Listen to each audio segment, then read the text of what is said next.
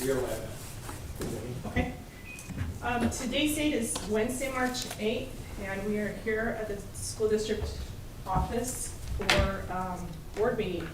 So today in attendance, we have Superintendent Nelson, Business Administrator Tyrell Pemberton, and other administrative staff. We also have board members Nan Barton, we have Steve Black, Cory Mon, Nelson Yellowman, and Mary Shumway, and Colleen is en route. So I need a motion to approve the agenda. I move to approve the agenda. Second. Okay, any discussion? Sorry about that. No. Okay, all in favor? Aye. Aye. All right, we'll move to our San Juan Quest update. Superintendent Nelson. Yes, for the update this month, I thought I'd talk a little bit about our San Juan School District Foundation. Sometimes confused with San Juan Foundation, we do, and we need to be distinct about the difference that we have a San Juan School District Foundation. And I think for both the board, maybe new board members, and also for the public that's listening, it's helpful to fully understand what our foundation does and some of the things they try to accomplish. So our foundation is driven by, we have a director and we have a board that oversees our foundation. They have bylaws that they follow. They have very regular meetings that they attend, 6 to 7 a year, I would say, on an estimate. And they primarily have about 4 functions at this point that they have really tried to benefit the students of this district. And in the first way they do that, they provide a grant to all schools in the district, usually around $2,000. But schools can take that $2,000 and build it into an area of need that they see, submit a plan for it, and the foundation is able to provide those funds to all schools. A second way they benefit our students is by financially supporting our state, well, more so our federal winners in any type of national competitions. So anything from our CTE area to our core class, our science winners, our science fair, or our history fair winners. If they qualify for nationals, then there's some financial support to help them, which is a huge benefit because many of those students would be very excited about qualifying only to see the amount of money and the cost, and probably be discouraged and might not even be able to attend to represent themselves after earning that opportunity to go and represent themselves. So the foundation's help is a huge help in that area for them. A third area the foundation helps is with student scholarships. They've been able to provide scholarships to anywhere from 2 to 4 students a year. And this is a big help to those students that are able to obtain those scholarships. And then a fourth major area that they help is they help us recognize our outstanding staff members. Each school nominates a classified and a certified, and the foundation sponsors a banquet every year. And then we bring those nominated staff members to this banquet, and we're able to recognize them and have just a really nice evening, express an appreciation. And those members are able to represent not just themselves, but the many staff members across this district that are worthy, and it rotates around so that many of them get an opportunity to come to that banquet. At that banquet, because we do participate in the State Teacher of the Year, we are at that time then we're able to, in a very formal sense, recognize and publicly announce our San Juan School District Teacher of the Year. And I would take this opportunity to note that Christine Rock, our heritage teacher from Savannah de Sky Elementary School, was announced and recognized as our 2023 Teacher of the Year just at this last banquet last Monday. And so I'm just very thankful for what the foundation does, and I think it plays a major role. The more the foundation can bring in as far as bring in revenue, the more it can do. And you know, really the sky's the limit, but maybe some of the things that limit us are time and resources. Our director wears many hats, and so anyway, that's the kind of thing to keep in mind is those kind of restraints are hard to work around, but our foundation does a great job. I've paid tribute to our director and the board.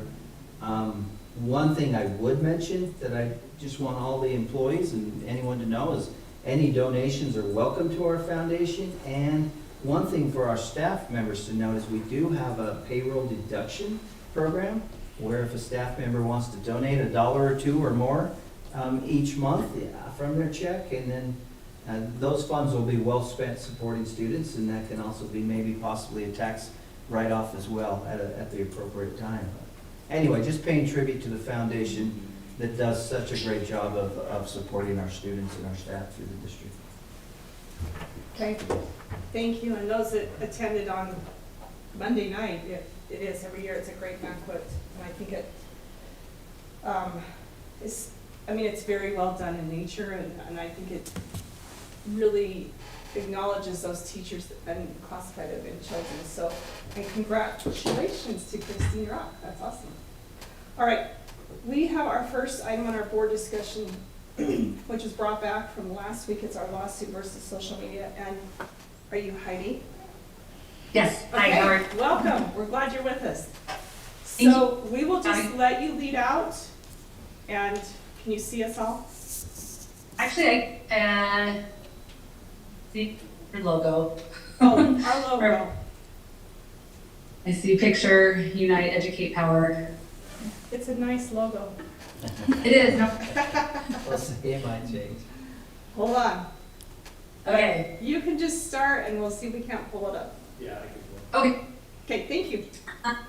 William Shinoff from Franz Law Group out of California is also supposed to join. I invited him with the permission of the superintendent because his law firm is the one that will be leading out on this litigation. I am local counsel for the Utah School District that joins. But just to give you a brief overview, I know that San Juan was not one of the school districts that signed on to the Jewel litigation, but there were other districts around the state that were, and so I'm going to use that sort of as an analogy and comparison because this is going to be very similar in the way that this plays out. A couple of years ago, of course, when districts decided to press forward and bring litigation against Jewel, the vaping company, it was all on a contingency basis, meaning the districts didn't pay anything out of pocket. And the idea was that through the many, many lawsuits that are coming at Jewel, it's not a class action, it's something called a multi-district litigation, which is a little bit different. It means that we're not all one party, every district is an individual party, but they're classified together because they have the same defendant and the same basic legal claims. The claims were brought in a federal district court, and again, nothing out of pocket from any of the school districts. The school districts who were plaintiffs in this case were asked to fill out some questionnaires that helped the governing, the party that was organizing the lawsuit understand what the cost has been to the district in terms of not just financial costs, but time costs and employee costs in dealing with Jewel, and not just Jewel, but vaping issues in schools. And so to the extent that there was any expenditure of resources, it was the resources that school staff had to take, just the time that they had to take, which was between 3 or 4 hours approximately, a few different employees, identifying the amount of resources that they had put into addressing vaping situations. And I tell you that because that really is the only cost to this litigation, and it's not a financial cost, but it's a time cost. With that in mind, once the documentation and those questionnaires were filed, districts that had signed on to this sat back and didn't do much. The litigation was being carried out by the law firm in California, and before it even got to court, of course, we ended up settling, and the settlement was a pretty significant. Sorry. The settlement was a pretty significant amount depending on the size of the district, the number of schools, and the size of the schools that were impacted. The amount of settlement money that came out of the overall settlement, which is a multi-billion-dollar settlement, was divvied out amongst the plaintiffs that took part in the suit. I'm going to give you that history just because this will play out very similarly. The Jewel litigation was filed on the legal theory that vaping, and Jewel in particular, is a public nuisance. And that's a legal theory that hasn't been litigated extensively, but the Jewel litigation did produce some really good law in this area that will help move forward the social media litigation. And the idea is that there are social media companies out there, and there are 3 primary companies that will be the defendants. Meta, which is an overarching company for Facebook and Snapchat, and then YouTube, and then TikTok, that there is some evidence that the algorithms that they use internally for what pops up when users are utilizing their platform are catered to addicting youth to put it really straightforward, and that there are engineers that work within those companies that are working to get youth to come to their platforms more and more often. And of course, I don't have to explain to you all some of the problems that schools face as a result of social media addiction, social media bullying, all of the things that schools deal with as a result of some of these social media addictions, if you will. And so the theory is that these companies ought to be held accountable to a certain extent for some of the things that the schools are dealing with. A school in Oregon has filed suit, and there are some schools in San Francisco that are also looking at filing suit. School districts in Utah have signed engagement letters with this Franz Law Group, and that is the firm that will actually be filing the lawsuits. And those haven't been filed yet, but within the next few weeks to months, there's an anticipation of filing about 500 lawsuits on this matter by this law firm. And William, I don't know if he's on yet. That's okay, sounds like he's on. Any questions so far? Anything that I can explain or provide any additional information for? Any questions, board? No, not so far, thank you. Okay. I will also say you may have seen in the news, the local news, that Governor Cox and Attorney General Reyes recently issued a joint statement stating that they intend to take action against social media companies and to possibly pursue litigation. It hasn't happened yet. It may or may not happen. If it does happen, just to help you understand the difference, any litigation filed by the state's attorney general will serve to benefit the state as a whole, which is great, but they're not intended to serve and represent individual school districts when there's a state-driven lawsuit like this. And so in the event that the state attorney general does decide to pursue legal action, it would be for a slightly different purpose with a slightly different result. Any settlement money that would come out of that would go to the state. And we saw that in the Jewel litigation, and the state, along with several other states' attorney general, pursued an investigation, not quite getting to the point of litigation, but one that did result in a settlement for the states that had their state's attorney generals involved. And that settlement fee goes to the state and not to the districts. There's also some legislative requirements in entering into a settlement agreement when it's the state that's entering into the agreement versus a political subdivision. So my understanding was that with Jewel, once they had that settlement in each district, the money funneled down, even though the state was involved. Are we talking about two different things? We are, because the state pursued some, it wasn't actually litigation, they didn't actually file a lawsuit, that the state's attorney generals that were involved filed an investigative process, which did result in a settlement. It's about a $400 million settlement. Separate from that, school districts around the country filed actual lawsuits against Jewel. And that resulted in a multi-billion-dollar settlement that then trickled down to the individual school districts. And districts in Utah are receiving some of that settlement money, and it's being paid out over a period of time, varies depending on the size of the school district and the number of schools and size of the school. But that is separate from what the attorney general ended up receiving for his involvement and for the state's involvement. Okay, so then if we chose to join on, what is the next step?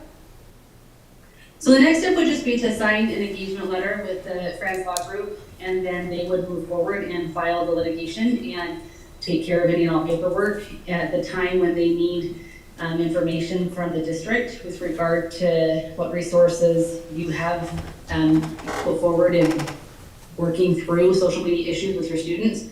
Then you would receive, I would be the liaison and work with you to get those surveys and questionnaires filled out. And And what's the that's all time frame on that? Doing. Is there a time frame? I mean, There's not. obviously the sooner the better, but No. there's not a deadline? Okay. Yeah, the sooner the better, there's not a deadline. We did see in the Jew litigation that those school districts that joined later indicate very end of the road when they can see, oh yeah, this is going towards a settlement, people are gonna get money out of this. There was a corresponding diminution of funds for those districts simply because joining at the end of the party didn't entitle them to the full amount of those who joined earlier. I don't know what that is, how it would work out here, but that's generally how these cases work where there's a settlement like this on the horizon. Heidi, I'm on. This is Hi. William Shin. Sorry, my apologies. I'm at another board meeting. So I can answer that issue. So Great, thank you. as Heidi explained, in litigation like this, there is the earlier you join, the more funds you end up getting, just because you're considered a early filer. So if you're considering to be involved with it, just based off of the fact that, it's contingency fees, so no financial risk, and the fact that, it's probably still a few months ahead that we're not gonna have the district do any work for any time being, it's always our advice to go and join early, just for the mere fact that they do bonus when there is a resolution, those districts that were involved early. Okay. Does anyone- Thanks, William. I just have a And if you have any other questions for William, like I said, he's the lead attorney, his firm will be handling all of the actual litigation. I'm the local counsel working with the school districts in Utah. But he would have more information to any specific or technical questions that you might have about the litigation. Okay, the superintendent has a comment real quick. Board, I would just Okay. add in our last principals meeting where we reviewed board meeting, which we do, because this was on our agenda last month. Principals were very bold that they've seen substantial, how I would term it, consequences or interruptions or results, negative results from social media in the schools. So I know your principals feel strongly that there has been a negative influence from these social media platforms in our schools, so just Okay. information. Any more comments? Okay, so we have this on as a possible action item on our agenda today, so we'll see how that plays out. And thank you for joining us and giving us that information. We appreciate it. You bet, thanks for having Okay, us. thank you. Bye. So can I ask a question? Is it also a significant amount of time that staff spends because of it? She mentioned be compensated for what it costs the district. So can we quantify that as well as just the frustration of social media?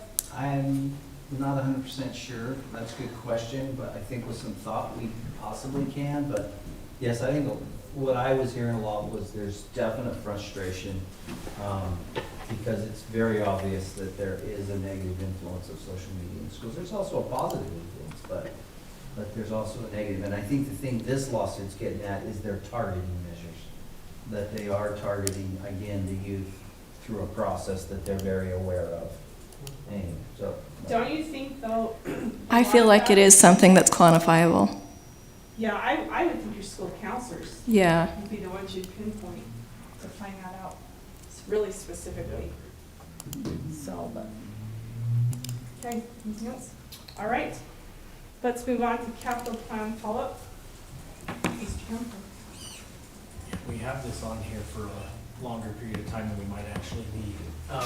Not a whole lot follow-up from the last meeting and last discussion. We're still working on some procurement items related to getting started with that, and so we hope to be able to bring forward some more information in our April board meeting. We're looking into a couple of different methods for how the construction management phase of these projects might play out. We've reached out to several different school districts and projects that they've done and what methods they're using. And so we've gotten some different feedback from different districts and are weighing what way we want to go that will be the most beneficial to us as a school district and the resources that we have. So we're looking into that, and hopefully in our April board meeting, we'll be able to provide you some more information on which route we would recommend we move forward with in getting that, whether it's, architectural services or construction management services, a contract in place so that we can start moving forward on those projects. So not a whole lot for this month. If there's any questions or anything, we can try to help answer them now, and hopefully next month we'll have a little bit more. Any comments from the board? Okay. Well, you just can keep going with the Open and Public Meetings Act training. Oh, yeah, so, last year we did this in August. This is an annual requirement, that the board receives an Open and Public Meeting Act training. Because we have a couple of new board members, we decided that we would do this, earlier in the year and do it now. Another part of this that I will be sending a follow-up email to board members is the board member training that the state auditor's office puts out that we need to do in order to receive the points on our fraud risk assessment, which is also another annual requirement that we'll review, if not in April, in our May meeting. We've got to do that before the end of our fiscal year. And one of those things is just the board member training. I think we have a couple of board members that have done that already. The rest of you I'll send that information out so that I can get that. They print you a certificate when you complete it that we just need to file. So with that, we have a video. Now, I don't know if we were president, if we want to wait for Colleen to get here before we do this. Can we move to another agenda item? And then, We can. because we need to be able to mark in the minutes that everyone was in attendance and viewed Yeah. the video so that that meets our requirement for the training instead Okay. of requiring someone to do it on an individual basis. Sure. So do we want to do the next one and Yep. just come back to We this? can just do that. So, Montezuma Creek Elementary School Land Trust Amendment, Christine. So this plan, the additional funding that is available in this plan is because we hired a new first grade teacher who's in their first year of teaching, so their salary and benefits is significantly less than the previous teacher was in that position. So what the school's proposing is to keep the same goal, the same action steps, it's just put some additional funding towards math manipulatives, and particularly those would be used in small group instruction, and there's two kind of types that are in there. It's really looking at more hands-on learning, so there are games as part of that kit, so the students can do games in small group instruction as part of their instruction to reinforce skills to help that space learning that occurs with memory. So we maybe learned this concept, back in November, and then we're going to play a game in small group and see who still maybe needs an additional practice with it or to fill in a gap there. There's also some kits that have been used in kindergarten and first grade that are really building conceptual understanding and those basic building blocks for mathematics, and they've been really successful. So looking at adding that so every teacher has a kit that they can use in classroom instruction and in small group all the way through third grade with that as well. So that's what they're asking for.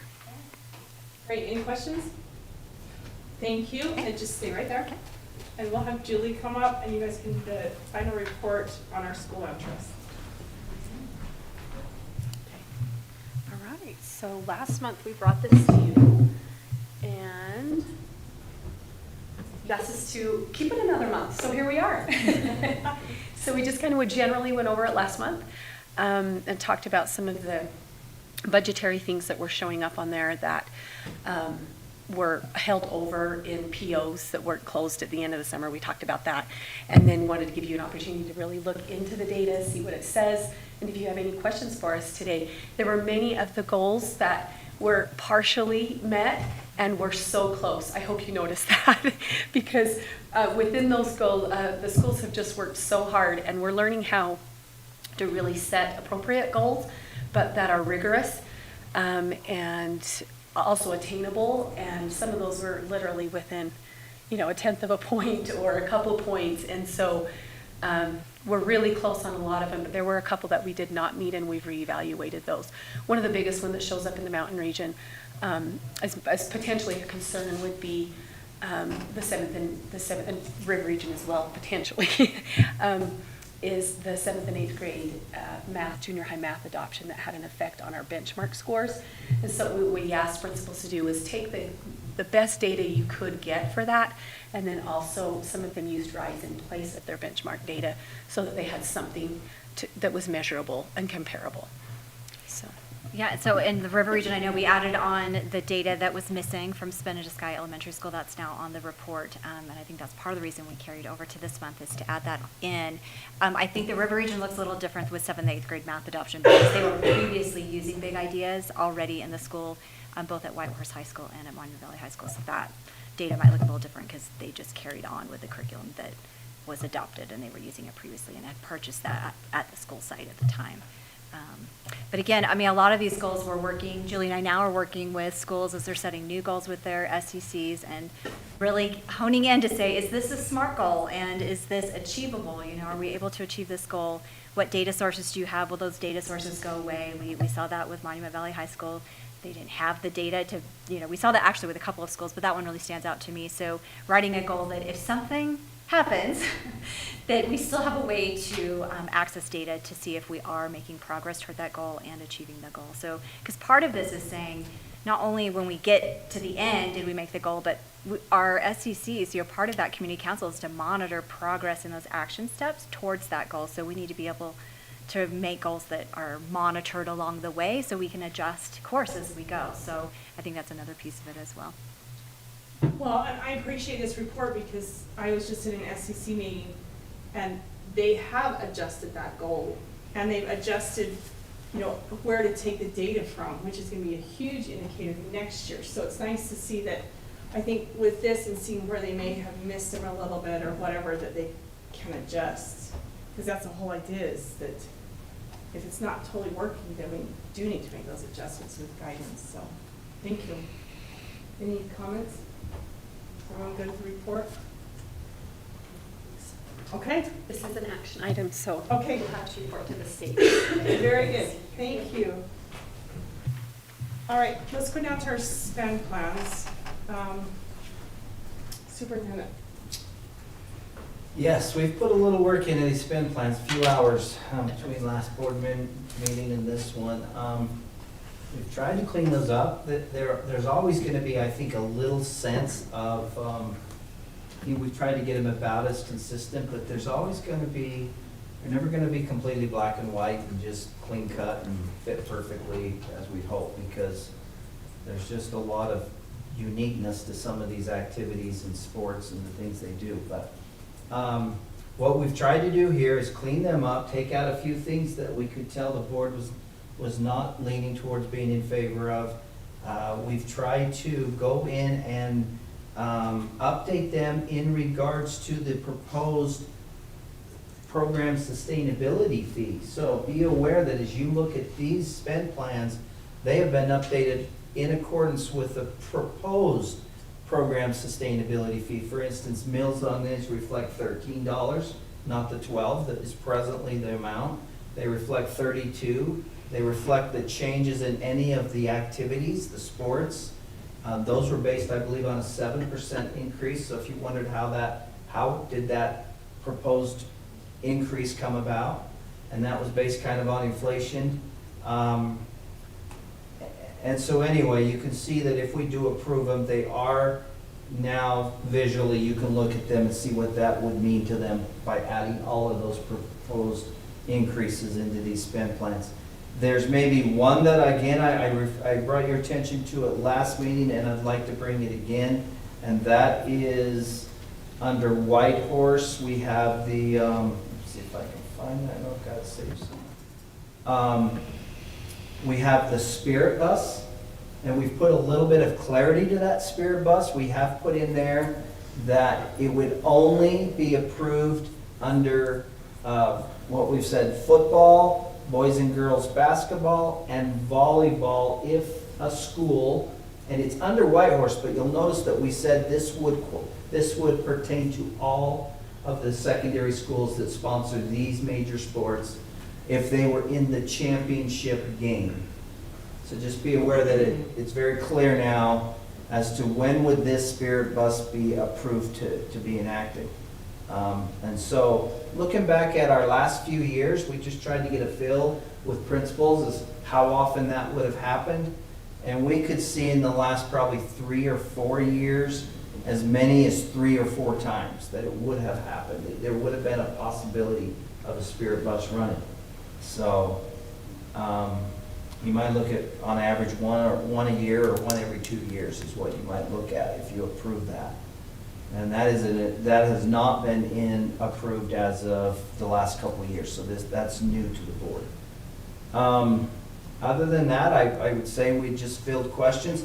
Under our spend plans, you'll often see a spirit pack, and you see an amount, and that amount is just the maximum that can be charged, but what in reality is charged is what's reimbursed, and they can't go above that.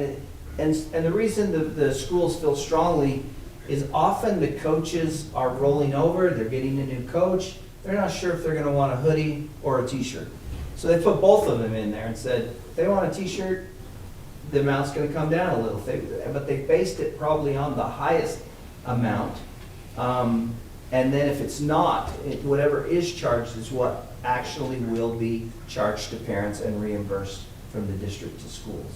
And Tyrell has been awesome on catching that. He has watched that very intently and ensured that that's what's happening at this level. So I just want the board to be aware that there's a few places where there's some flexibility in the category, but what is charged is what will be charged to parents.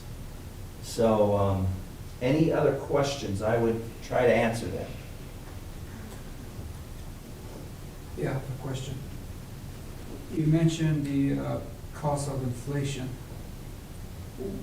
How did those, where do you get the numbers?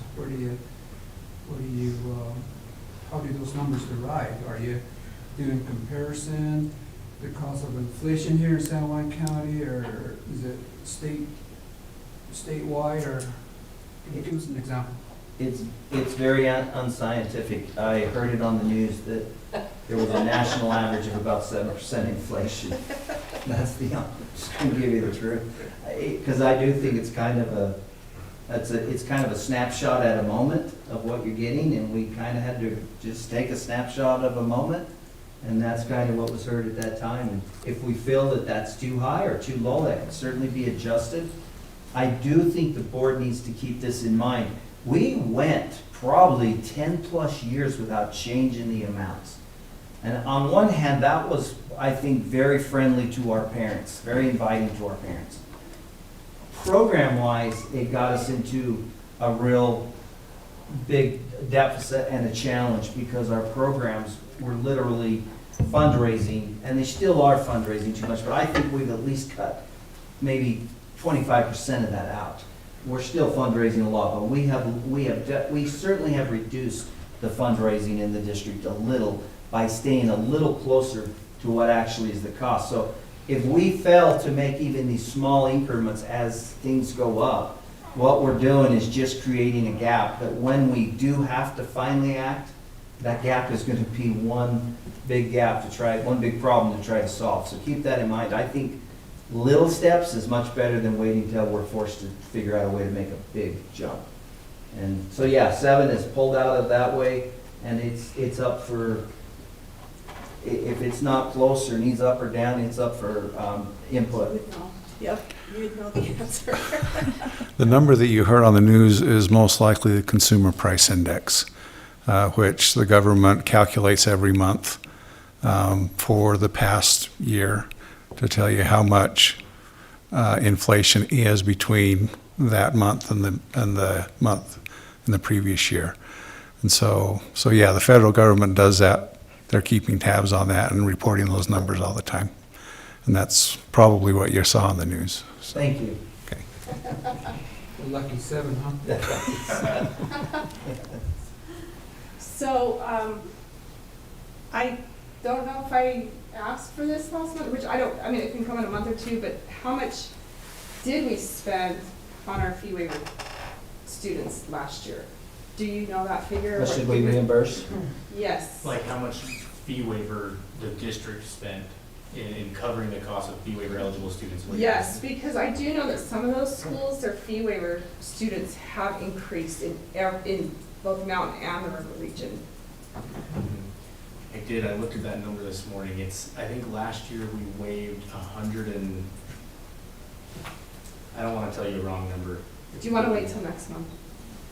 Yeah, these do need to be approved before April 1st, so this is a good time to. Yeah. I mean, it'd be kind of nice to track that number. Yeah, and we do, so each year when we go over the budget, we budget in for those fee waiver students, right? Mm-hmm. And I think I mentioned it last month too, that it was kind of hard to track that data for the last several years because of the pandemic. We didn't have nearly as many sports operating in especially our river region schools. And so I didn't have all of that. Let me give you.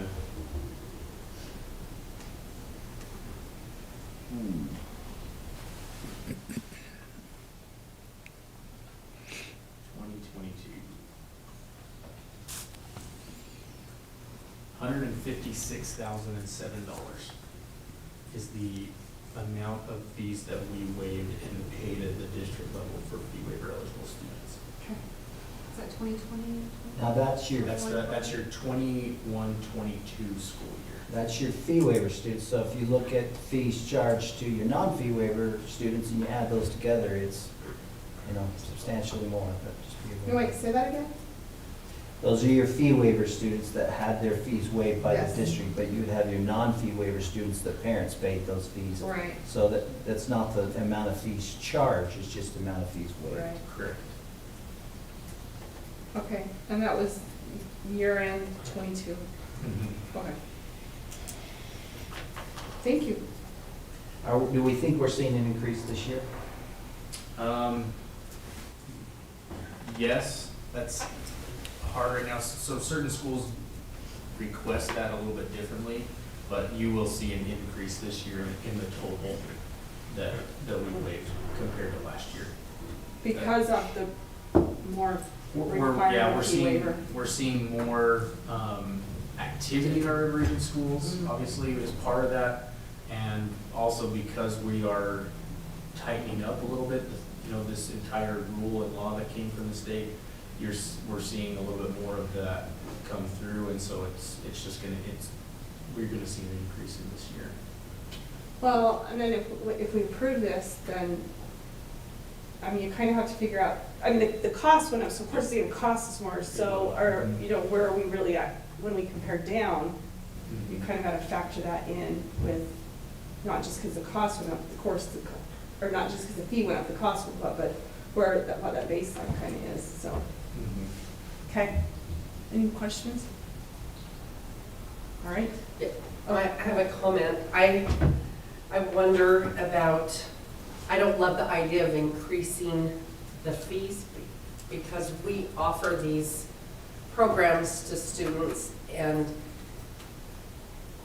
these are the students who are paying the fees and then they're not being reimbursed. And we have district funds for people already that are coming in to help, that are helping to fund these programs. And so I think it can be a real burden to the parents and the students. Some of them are, it cuts some of them out from being able to participate when these fees and the associated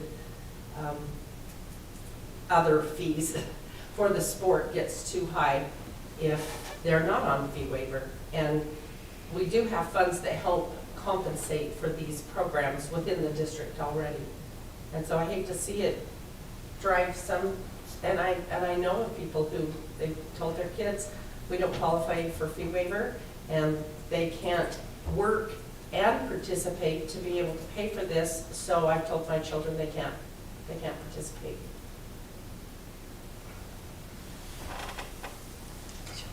So are you referring to the 7% increase? Is that what you're kind of, I am, and I Well, you know, know okay. that doesn't amount to a lot on one particular item, but when people have, and they generally do have, a number of kids involved, and it's very expensive, it adds up, it all adds up.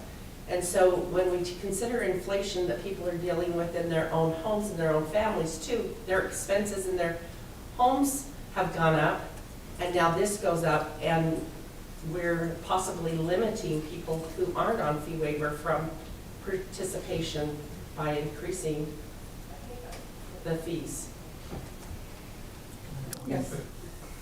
I totally get the challenge, and I feel the sensitivity to these going out to our parents. I mean, but I also see, I don't know the answer, because you have coaches that are, not just coaches, advisors and program advisors that are saying, how do we recertify our helmets? How do we do this? We had our ball teams come back from state and said they paid $180 for motel rooms.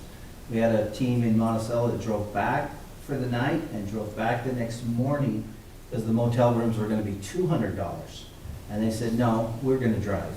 And so we're getting pretty creative in how to do this, but these program increases really reflect the same increases that you refer to for our parents at their home aren't the same increases to our programs. And so at some point, I don't know how we're going to balance it all. I wish we could, but I don't know. Now, one thing that I think we could take advantage of a little more is the individual, not required fundraiser.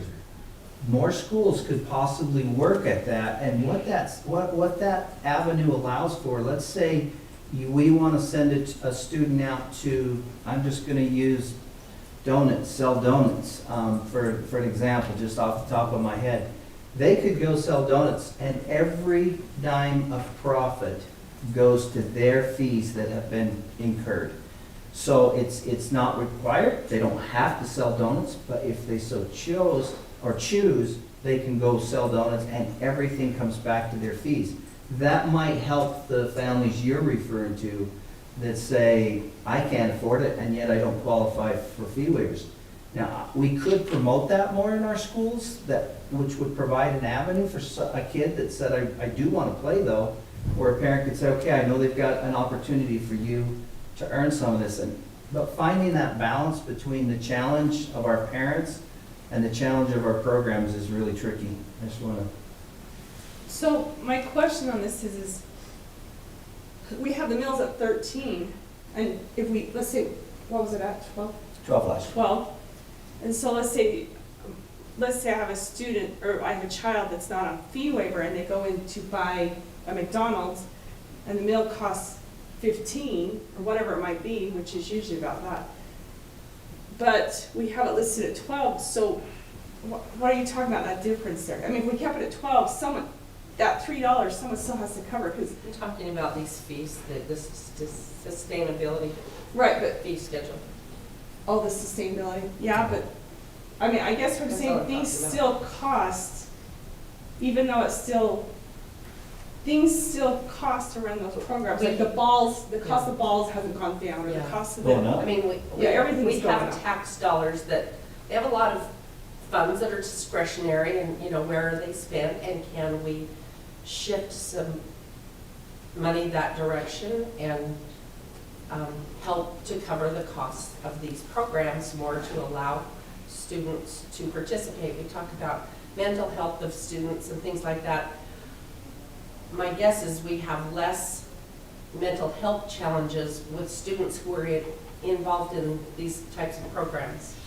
And I just want to, help give a break to the people who are paying for their children, or some of the children these students trying to earn their own money to be able to participate, and it's becoming cost prohibitive.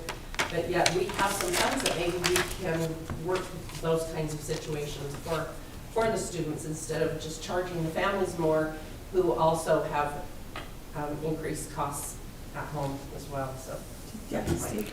I guess I have a different opinion on the keeping up with the inflation, the consumer price index. What that means is just the value of the dollar has become smaller. And so if you increase the revenue for the fees, by that amount, then you're really just on par economically with the year before. If we don't increase the fees to keep up with inflation, then we're actually decreasing the fees, economically speaking, when you figure in the inflation. And so I guess the increase doesn't really bother me because we're just keeping on par economically. Okay, well, this item is on our action. This is an action item, so we can bring that back up. Yeah, and I would just add that by state law, boards are required to approve these by April 1st, so. Okay. We do have our board handbook overview, but I think we are going to skip that to see if Colin makes it. So let's go to the makeup days, number 8. Yeah, so we did call a snow day for our Monticello schools, Monticello High School and Monticello Elementary School. We called that on February 22nd. We would have loved to have called a virtual learning day, but there was no power in town. So we just didn't feel like that was an option at that time. And so we called it a snow day, which requires makeup. And I am proposing, this was approved a year ago or 2 years ago, or by the same state superintendent. So I know I can get approval of this through that method. But I am proposing that we extend 2 Fridays to full days for Monticello High School and Monticello Elementary. And those 2 Fridays would be March 31st and April 14th. Those are both B days, which is what was missed. And then they would be able to make those hours and that instruction in which they missed that day up. And we would be back in the good. So that would be my recommendation, how we make that day up. Because I can't remember the logic, would you explain how our half-day Fridays are technically counted as full days, is that right? Yep. And so explain how this works when a full day. They're not counted as instructional time. They are counted as an instructional day, but we have to have 990 instructional hours. So it's And increasing the hours. Yeah, so we are Okay. picking up instructional hours that are not counted in our 990. They lost instructional hours. Okay, thank you. Okay. All right, let's go to our legislative update. So if you can do it in 10 minutes, then we'll have our. Think so? Okay, well, I'm just prepared to maybe talk to 3 or 4 that I'd maybe like to address, and then if I would say this, we do have our regional board meeting coming up, and that's where there'll really be somebody that you can really throw some really pointed questions to, so save those really pointed questions for them. But a couple that I do want to bring maybe to your attention, and just, there was a tremendous amount of attention on House Bill 215. And that came right out of the gate really fast. And there was a lot of frustration. The JLC was opposed to this bill based on the fact that it was combined. What this bill did was put a $6,000 compensation increase to teachers. And that was wonderful. No one was opposed to that. But to do that, they put on the other side of this bill an $8,000 scholarship that parents could apply for and utilize in pretty much any area of educational endeavors that they saw fit. So it could be used for homeschooling. It could, for the first time, be used for private school. And that got a lot of attention. And so for the first time, a parent could take this money and pay tuition for a private school. Right now, I mean, I was at the committee meetings on this bill, and the rooms were full, and the overflow rooms were full of students from Juan Diego and Layton Christian, because it was obvious that they saw that for the first time, there was a possibility that state funds would come in and support their schools. And so they were there in numbers to support it. But that's a very fundamental change. It was kind of labeled as the voucher bill again, that could open that door up for vouchers to have another issue. And if you remember, vouchers were passed in 2008 by the legislature. But the referendum, it went on the ballot in November as a referendum, and the public, the teachers got out and canvassed the state, and the public voted that bill down. Well, since 2008 to present time, there's been a law that will, if a bill now passes with what they call a supermajority, it no longer qualifies to go before the public for a vote. And this bill, they had it very well supported, and the work had been done that it passed both the House and the Senate with a supermajority. So it was just really interesting how this went through very quickly. It was right out of the gate, and it was signed by the governor within, it was the first week this bill was done. Anyway, so it's one you may have heard a lot about, and it did pass. We're very grateful for the financial support it'll give our teachers, and we'll wait and see on the flip side of this of what it means down the road and how it's all going to play out. Presently, there's only enough allocated, I think 42 million for 5,000 of those $8,000 scholarships. So we'll just see if that continues to grow in the coming years. And, other states that have gotten out in front of Utah in this parent choice type arena, they have started and increased with time. So we would suspect that maybe Utah will follow a similar path. So a quick question on that. How are they accountable for that? If they get the scholarship, they can spend it, there's no accountability where they spend it? It's state funding. They have to provide what they call a portfolio, but it's very vague as to what a portfolio is. There was very little really, and that's really the only accountability. They can take, if they wish, the end of the year test. They can come and participate, but that's only optional. It's not mandatory. So they could go on vacation with it? They could go, it's very open-ended. Field trip? As long as you make sure that's labeled as education, which you could.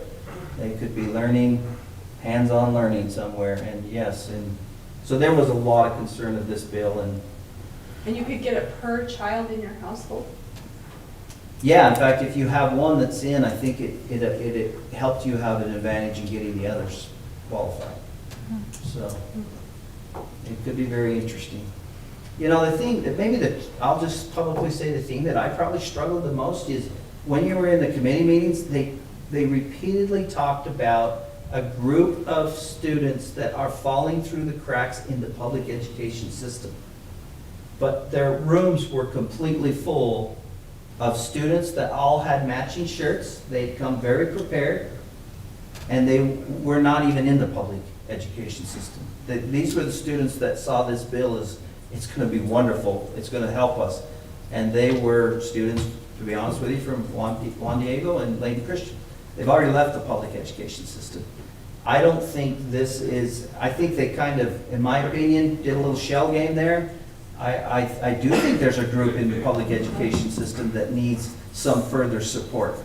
But I don't think that just sounded good for this bill.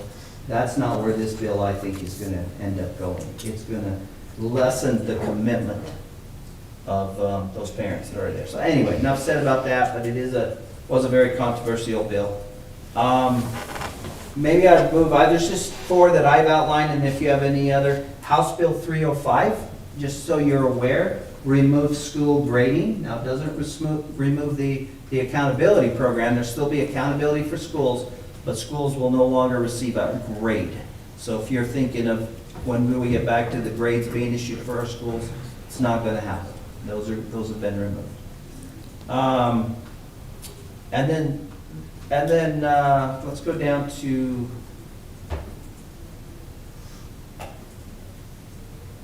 very last one, I believe. SJR 10 is also got a tremendous amount of attention. In this one, they wanted to revise the state constitution to remove the wording in there that proposed that income tax would support public education. They wanted to just strike that out. And JLC, the Superintendent's Association, the School Board Association, was very, very stern in their opinion that something needed to replace it. And so there was quite a bit of dialogue going back and forth. And then again, to try to get some things in there that they wanted, they came back and said that, well, if this bill passes, and it passes, now this does have to go before a referendum because any constitution change has to go before the public. So they know this will go before the public in November of 2024. And they put in there, if the public passes it, there'll be a 2% increase giving on the WPU, ongoing for what they gave us this year. They'll increase it by 2 from that period on, which was another way, I think, of just trying to, there's just some interesting things that are happening to try to see if the public can be a little more, find a way to get more of the public to agree with some of these things. But that'll be very interesting to see play out in the upcoming 2024 November ballot. And there, I think you're going to see money spent on both sides of it to pass it or defeat it. And we'll see where it goes. Governor has spoken in support of it, and legislature was very much in support of it. But there were some other, like superintendents, others. Now, the superintendent and the JLC actually, in the end, came up with a support of the amended bill, but only in the terms of the way it was written. It had some provisions in for education, and they still wanted to, they reserved the right to whether they supported it on the ballot in 2024 or not. There's some things there said that we have to get in place in next year's legislation. They need to take care of some issues for education. And if they do, then they would have their support for the bill in November of 2024. If they don't, then they reserve the right to go either way on that. So it's just going to be a very interesting piece of legislation to see where it goes. But that earmark for education that's always been there, that talks about income tax, it used to just say public ed, then it got changed to say higher ed came onto it, and then they put students with disabilities. So it now has 3 that are listed under there. And that fund of money has grown. It's been one of the funds that has just increased greatly, or some of the others have not. So that's why, and when the pot of money is big, it doesn't necessarily mean it's going to be all allocated out. The legislature still has to decide what amount of that pot of money is going to be allocated to public education. So we never got the whole pot. But the fact that they couldn't just put it anywhere was very frustrating to them. They'd love to have just had some flexibility to move it. And so if they can rewrite the Constitution, then they very possibly can have that flexibility to move money around. Their argument is the earmark's never done what it's supposed to for us anyway. Their argument is, well, hasn't education been 50th in terms of per student expenditure for years? And then the opposite argument is, yes, but where would we be without it? Could it be worse? Anyway, so it's an interesting thing. But anyway, that's about all I know. If you have any questions, I'll try to answer them, but if not, let's save those really good questions for, we're going to have some special guests here in a couple of weeks. We will, so. All right, thank you. Okay, we are going to jump to our school reports. So, Mrs. Jacobson, you first, please. Hello. How are you? I'm good, thanks. We're glad you joined us. You got to pull your slideshow to let us. No problem. Does everybody have theirs up yet?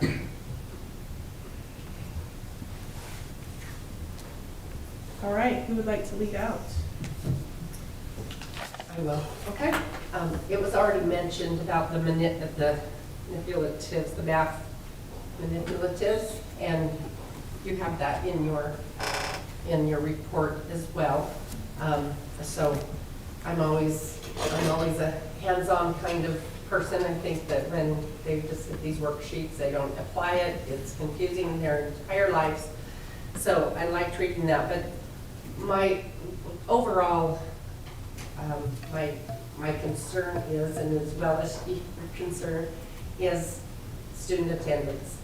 And do we have any data that shows it broken up? I was interested in, as I was reading this, data that shows students who are there, 98% of the time and their scores, as opposed to students who are chronically absent.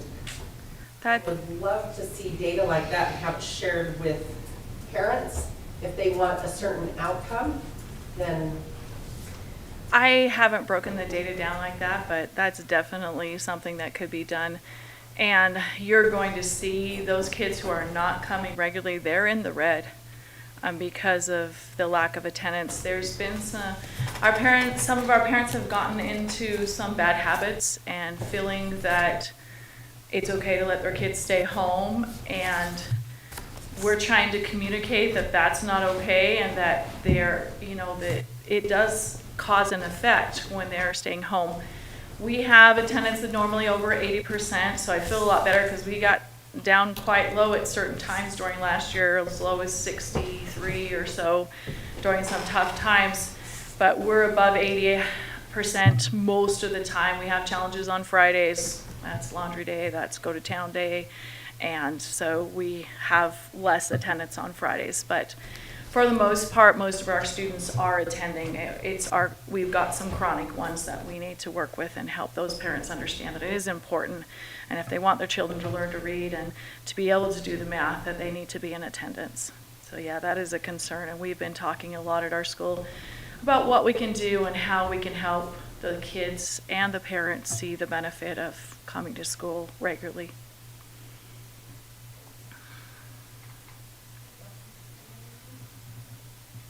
This side of the table? Yeah. On your challenges, your first obstacle was that you said that teachers often have to teach down a grade level so a third grade teacher really has to be teaching second grade. And it kind of opened my eyes that teachers specialize in curriculum for a particular grade, and they're not really suited or specializing in that lower grade, And so I maybe not a question, but you just what are you doing to support your teachers when they have to teach that lower grade and so forth? So part of that is scaffolding. When I taught down there, because I was down there for a year, I felt like I would take 3 steps backward to go 1 step forward. And this is what we've been trying to help our teachers to see, is that they have to reach back down and pick up those important concepts. So, for instance, if you're working with a 6th grade student and they are not able to subtract across zeros, they're going to have to reach back down and pick up that skill because it's essential to some things that they're doing in 6th grade.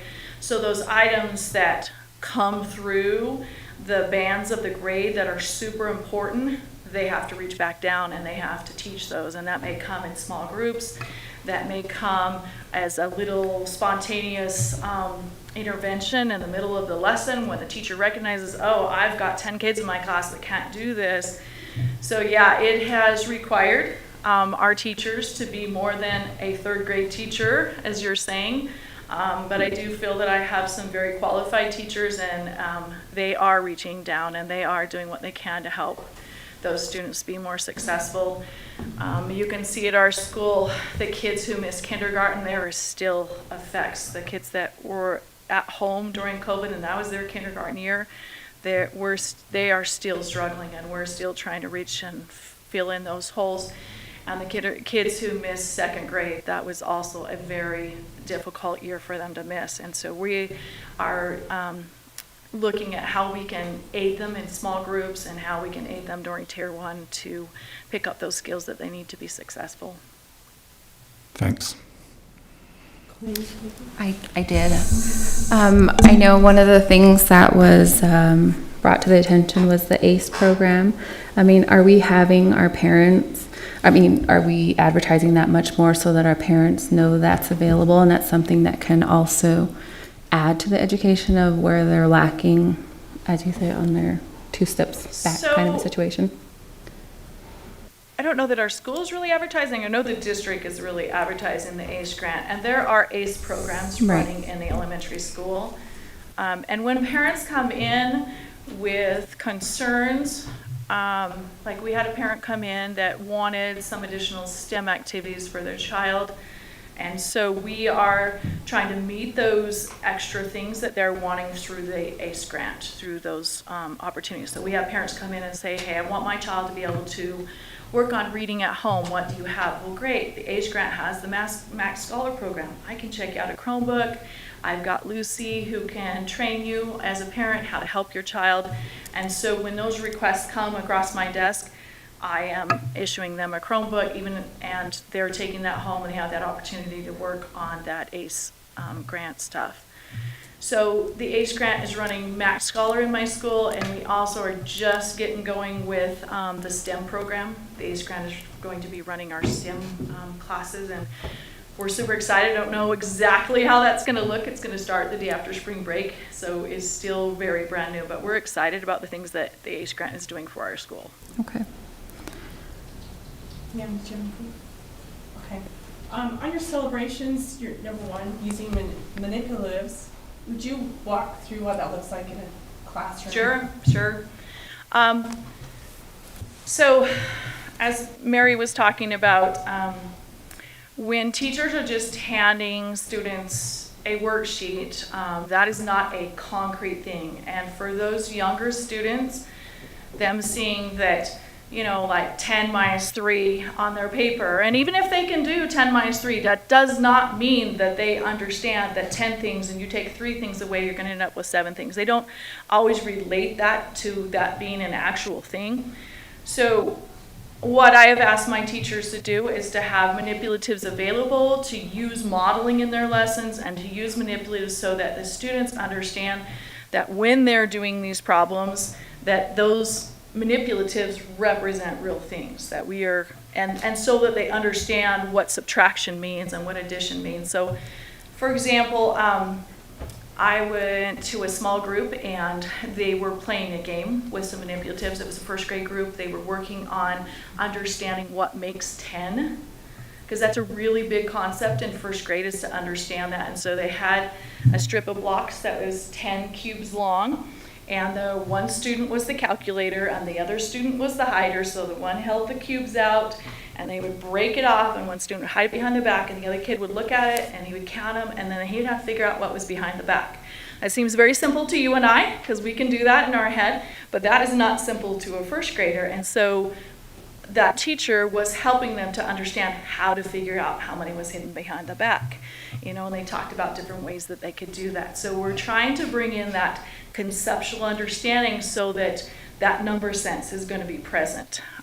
The students that missed that, there was about 16 months worth of school that was not there. That number sense is not there. And so we are trying to build that so that they have that. And with this group that I've been watching, there's been a big difference that has happened with them because of the manipulatives are being used in that small group. So. Thank you, and actually your scores reflect that, so that's one of your celebrations. Yes, I'm excited. That is exciting. And that was mid-year? That was mid-year. Mid-year, okay. Yes. I just want to make a comment. Earlier, Superintendent said that in the near future, the schools are not going to be graded. And I'm very concerned about not just your school, but all schools in the district with these type of attendance problems and students having to be retaught again on whatever class or lessons that they're being taught. So as for the new incoming superintendent, just keeping an eye on this, and I for one really didn't care for the turnaround programs, I guess, but somebody's gotta keep an eye on these schools, and, I hate for our schools to be behind and be failures again. These students need their, attention. Thank you.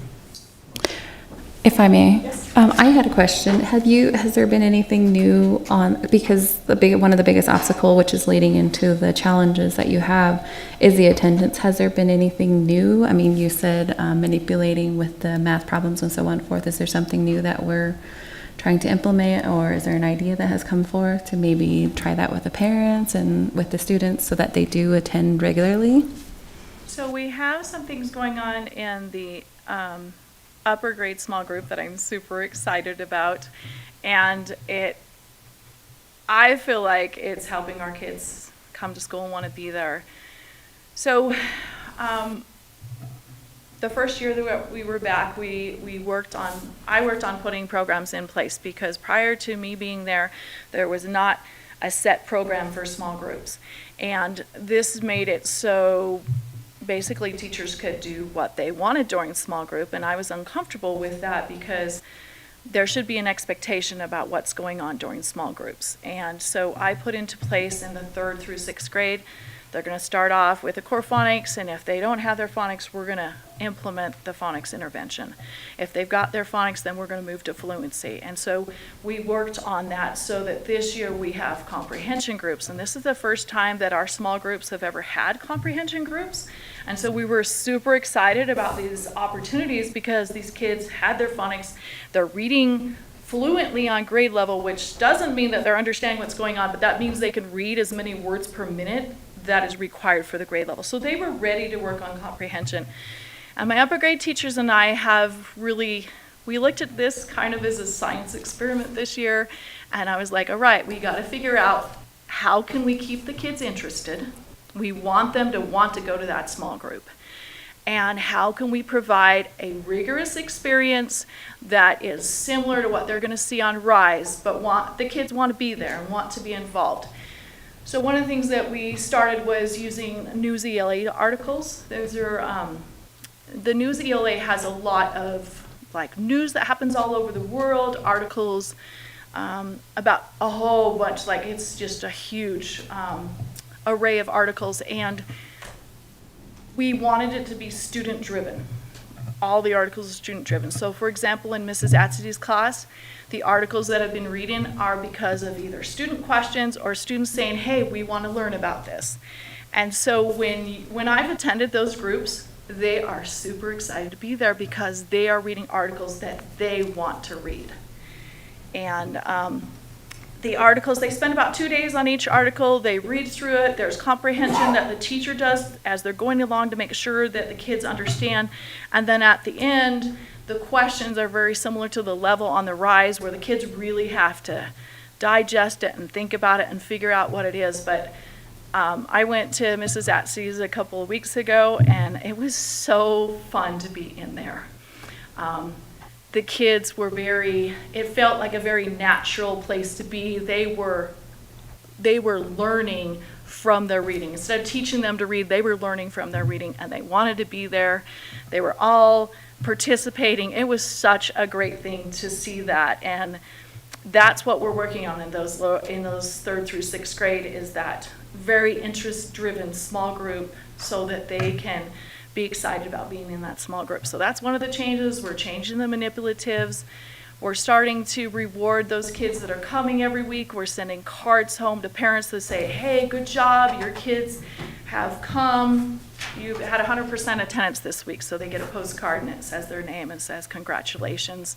So we're trying to implement some things to bring students back into school, and we're also sending letters home to parents whose kids are chronic and inviting them in and inviting them to come and have a conversation with me or with Cherish and just talk about what can we do to help you, what support do you need, and just explaining how important it is to be at school. So. Thank you very much. We appreciate you joining us. Thanks. Hey. All right. We're so glad both of you would come and join us.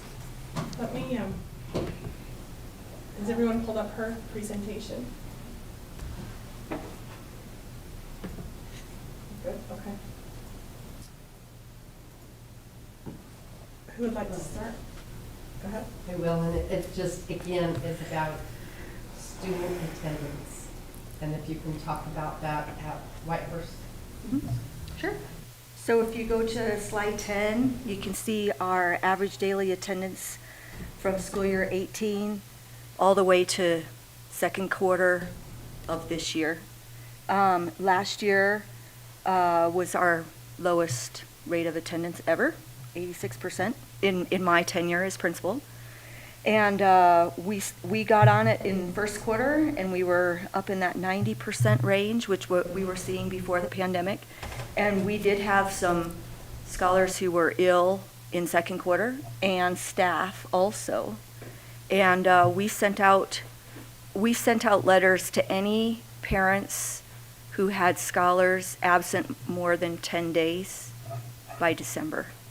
And we also run Check and Connect, which there's a little description about Check and Connect in our commitment to equity slide, which is slide number 6.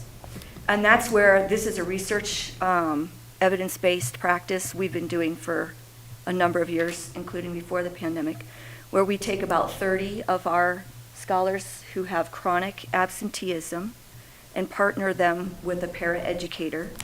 And the paraeducator checks in with them weekly. How are you doing on your grades? How can I help you with your academics? I noticed that you were missing on Monday and we missed you. It's great to see you here today. And that is making the biggest positive difference. I can speak to one specific 8th grader who's part of the Check and Connect program, failed fourth quarter math 7 because he wasn't in school. And he doesn't get to walk in promotion unless he recovers that and passes all of the other classes. And he's in school almost every day this quarter. And he was so proud to tell me every week for the last 2 weeks that, I'm at 40% in my credit recovery. And I think yesterday was at 60%. Like, good job, you're almost done. But he's here more often. And so when he's telling me that, how are your regular grades for right now? And we pulled it up on Aspire and he's passing everything. So Check and Connect is making the biggest positive difference to attendance. Do we still have problems? Yes, we do. But Check and Connect makes a huge, big difference. So is this student scholar a senior? No, he's an 8th grader. Oh, an 8th grader, right? Yeah, well, so we for try walking in to work with 7th graders and 8th graders about promotion requirements so that when they come to high school, they know. And one of our 8th grade scholars and parents came in to see me. She had a senior who graduated before the pandemic, so she knows about our diploma map, loves it, and said, we should really get something for junior high. So that evening, Rowena and I came up with a promotion map, and now we have a visual to show our scholars and parents, this is where you are with promotion. And it'll be in our handbook for them next year. Yeah, it was really nice. Yeah. I can't seem to pull up page 10 on but the screen we're looking at is page 10, correct? Page 10 has all of our data. Daily attendance. Okay. Top left. Again, in regards to attendance,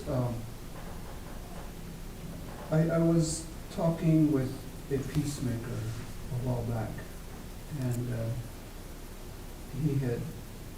it had come to his realization that some of the students are absent quite a bit, and to find out that some of these students are actually learning the traditional Navajo healing ceremonies, which could take up to days and weeks. Mm-hmm. Is that such a big factor at your school? We have some scholars who are apprenticing with a person who's running different ceremonies. And that's where I think I'll take us back to that commitment to equity, slide number 6.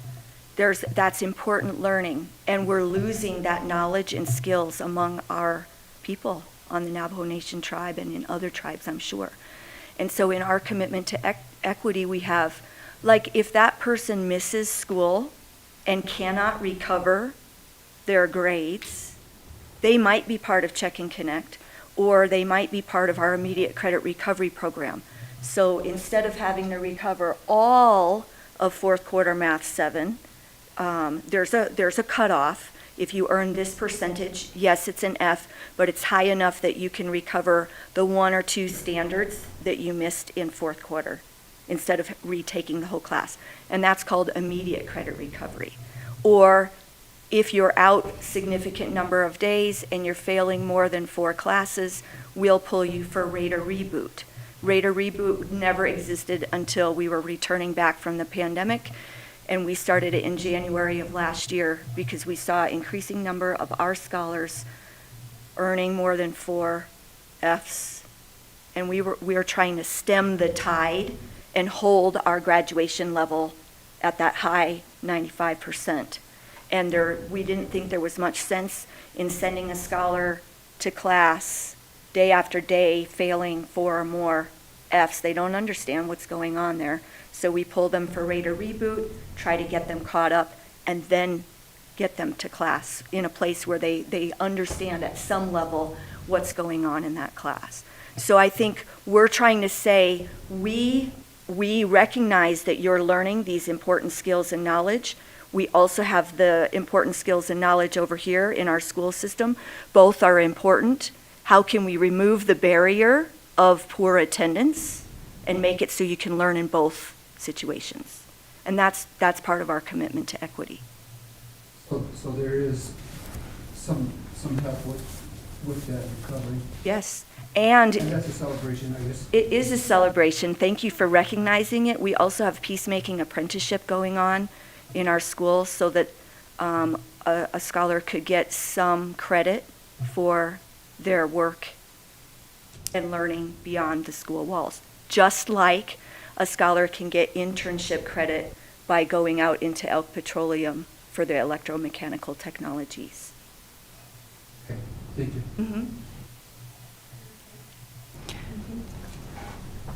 I was interested in your fee waiver slide. Oh, So we were good. talking about fee waivers earlier, as you know. Yes.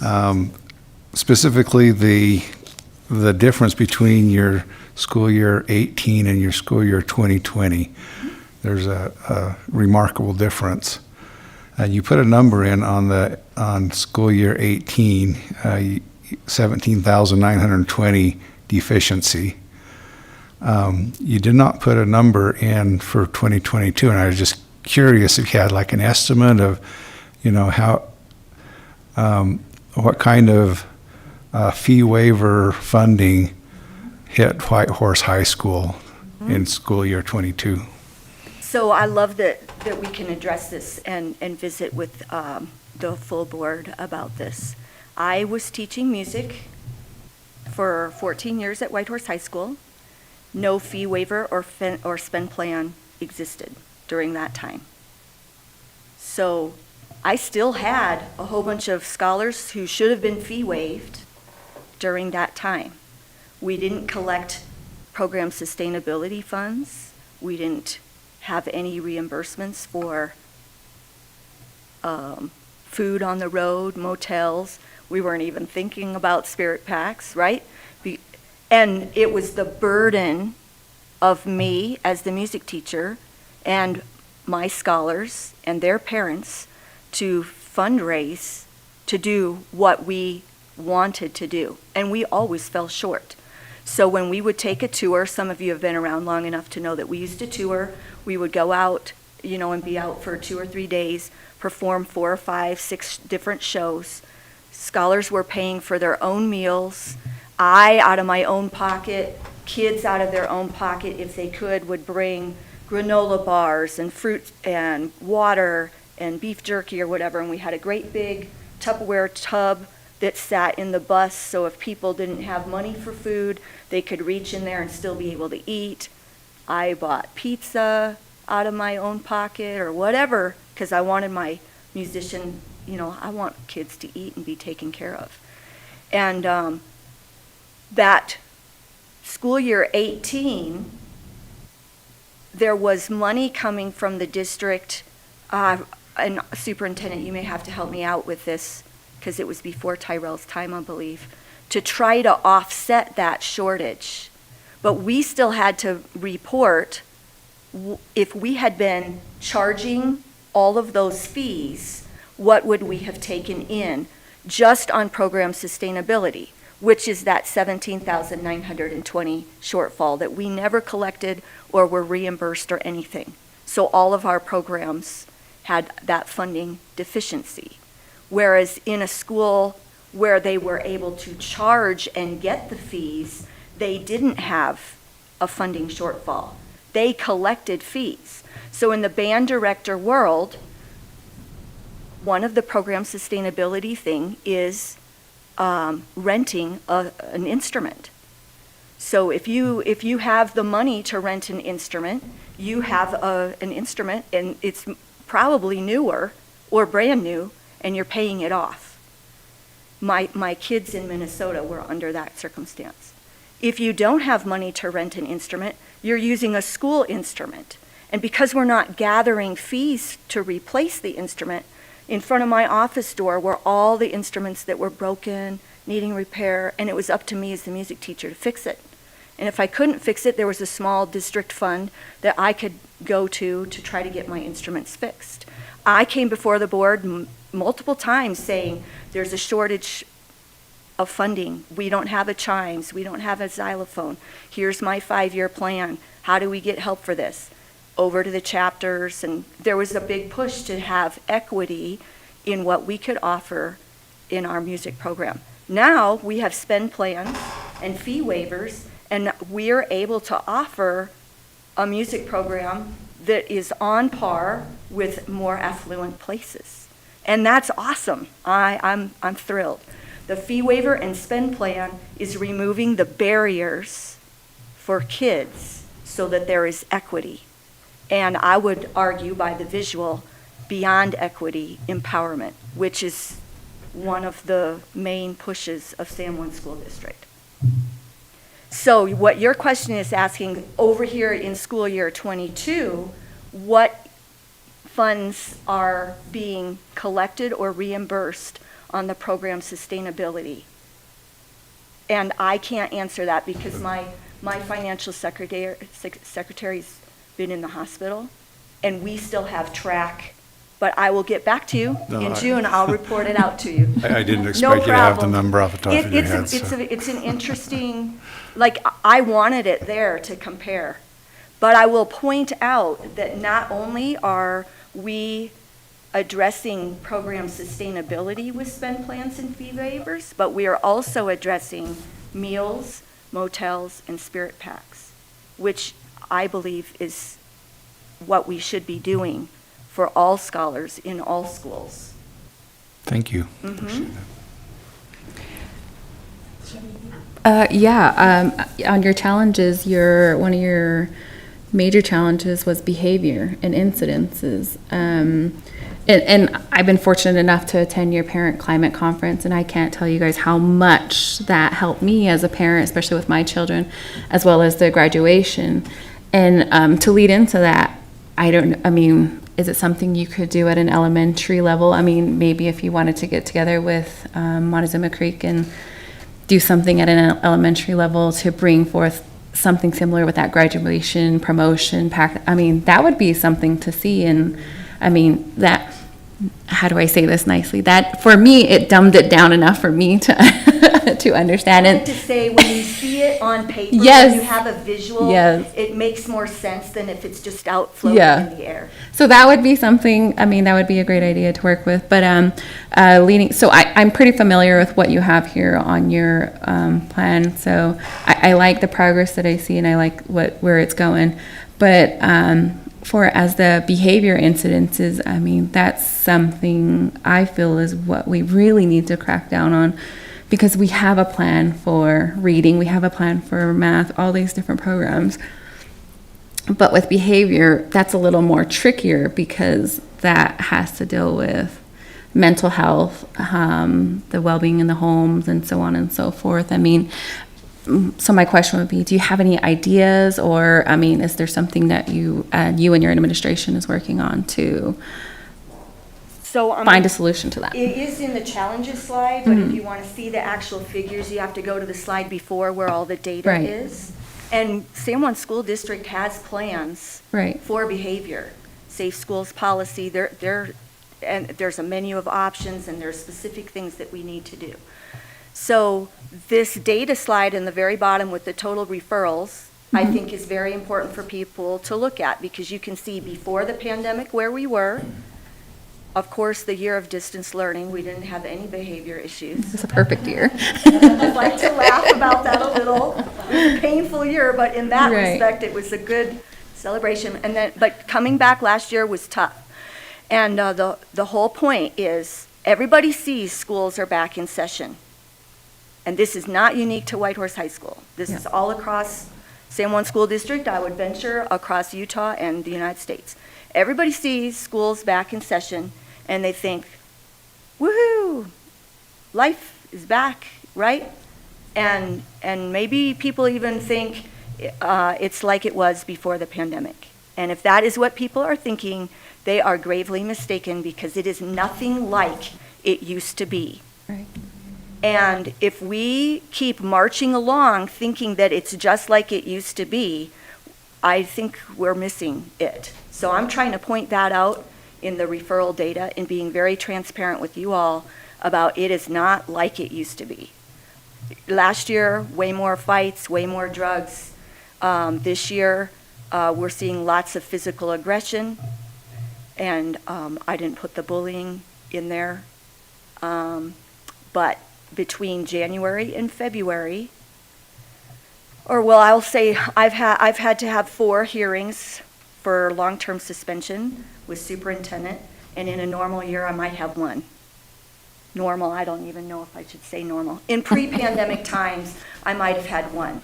I've had 4 so far. And that brings us to that challenges slide, and that's the very next slide. I'm concerned, and maybe I'm even trying to ring a little alarm bell here for us. I'm concerned that we're looking at attendance and referrals, but and expulsion hearings, but we're missing, like, those are symptoms of the problem, and we're missing the problem. And the problem is that kids were isolated for more than a year in homes where DV and alcoholism and all kinds of issues were happening, and they didn't get to process it. More than 50% of my scholars lost a significant close family member. They didn't get to grieve it in the way, because that was not allowed because of COVID. We've been wearing our masks for a really long time, which means hold it all together, and as the masks are coming off, some of that's being released, but there's no additional behavior or mental health support personnel in my building. And that's the point, and I'm trying to ring the bell saying there's a mental health crisis that was starting before the pandemic, and we're missing it. And I don't want to miss it any longer. I think we need to pay attention to it. I've listened to these board meetings online for all of the times that you've been meeting, and I'm not the only one that puts out mental health for teachers, for staff, for scholars, for families. TAVA is great. That's a great mental health support for the people who are using it, but not everybody chooses to use it. School social workers are a great support in our building for our scholars. I have 1. If I had 4, I would keep them busy every single day, because my 1 cannot handle the flood of what we're dealing with. I send her the most tricky, high-level ones that I can't deal with because I don't have the training. And my door, it opens and somebody comes in, I settle, move on, here's the next person. And so I'm trying to ask the school board to look at that seriously. And I brought some data from Trevor Olson, because he's the student services person here.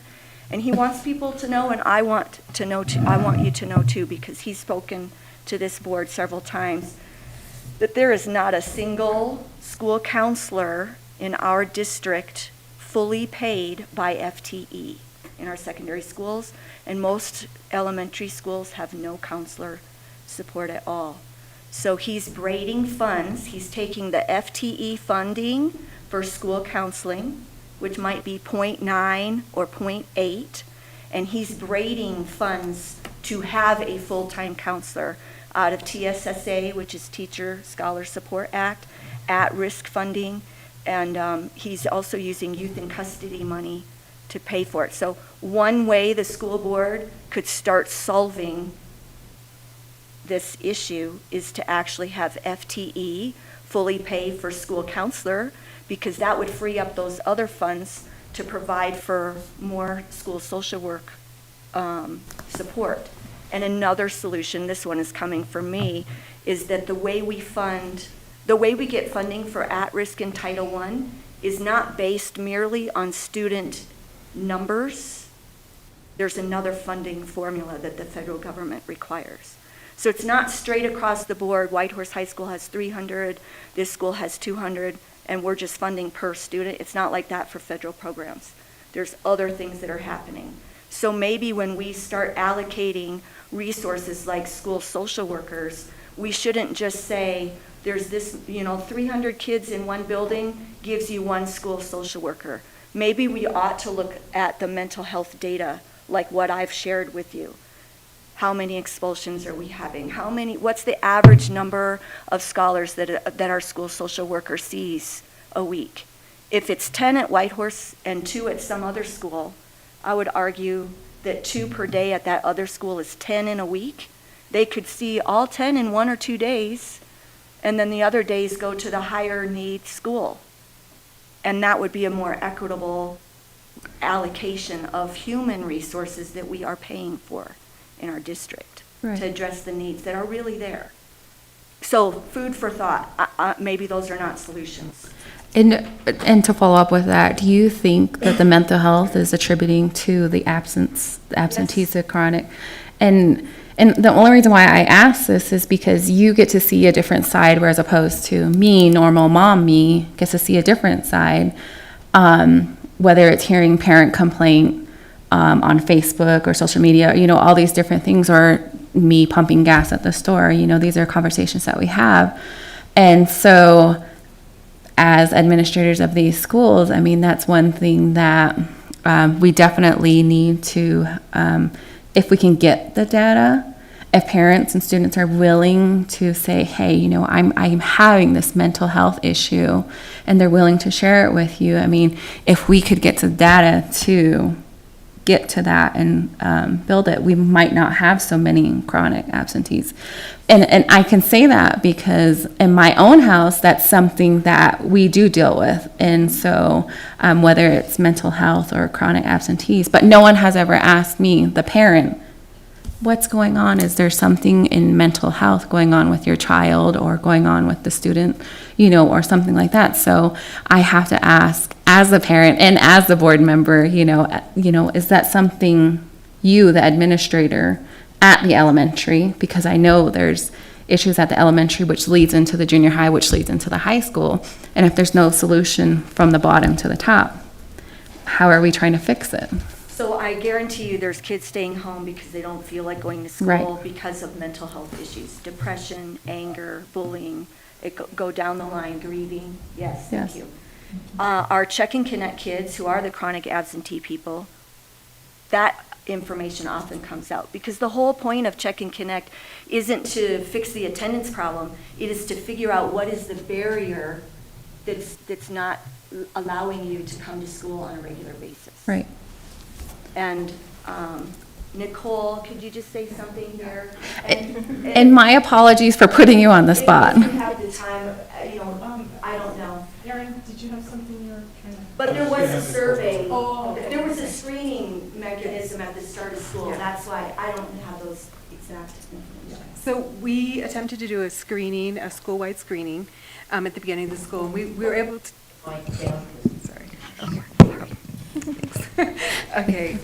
So the problem was it was a very basic screening, and it was like how do you feel about being in school? We couldn't ask any No detailed Yes, questions. any Okay. kind of mental health questions. And the reason why we can't is because they passed a House bill.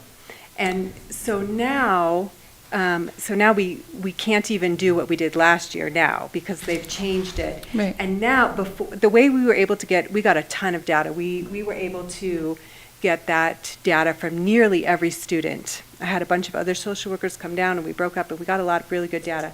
But now we can't even do that next year because of the House bill. Now we cannot ask for consent at the time of registration. Now we have to do it at a separate time in a separate way. And that's tough at our school. It's really hard to get parents to sign those forms and to allow us to get that data. So that's why we're not collecting it. Okay.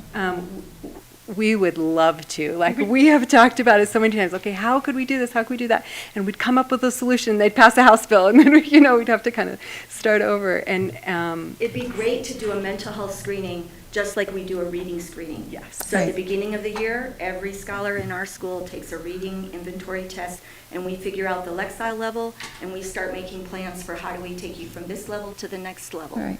And we would love to do the same thing for mental health. And again, I saw the progress on that with your parent climate control, and it definitely is a parent administration issue. So I really think that would be something that would benefit the students as well as absolutely. as And you. we are going to attempt it next year. We have it set up where we're going to do a bunch of media where please come in, you can have your child screened, but we have to have it totally separate from school. We have to have it totally separate from any other consent. And so it's up to the parents. Only those parents willing to come in, sign the consent, will be able to have their kids screened. But we do have it set up and in the works to do next year. Okay. But based on who will bring them in, and we just have a really hard time getting that consent. Even kids that we really want to do one-on-one counseling with, and in the different programs she shows on the slide, it's tough even to get those consent forms back. Right. And so school-wide, we might get... if you pioneer it and, start it, who's to say that it won't go to the other schools that we can't implement this? But now I know at the pump, when I'm pumping gas or when I'm grocery shopping, I can definitely be like, you need to talk to. Yes, so because forth. we cannot do any mental health screenings without parental consent. And that's how we got around it last year. Last year, we got that consent at the time of registration, and that was great. But we're not allowed to do that anymore. So next year, it'll be like a parent night. And it'll be, if you're interested in any kind of mental health screening, come in and we'll have it all set up and ready to do the screening there.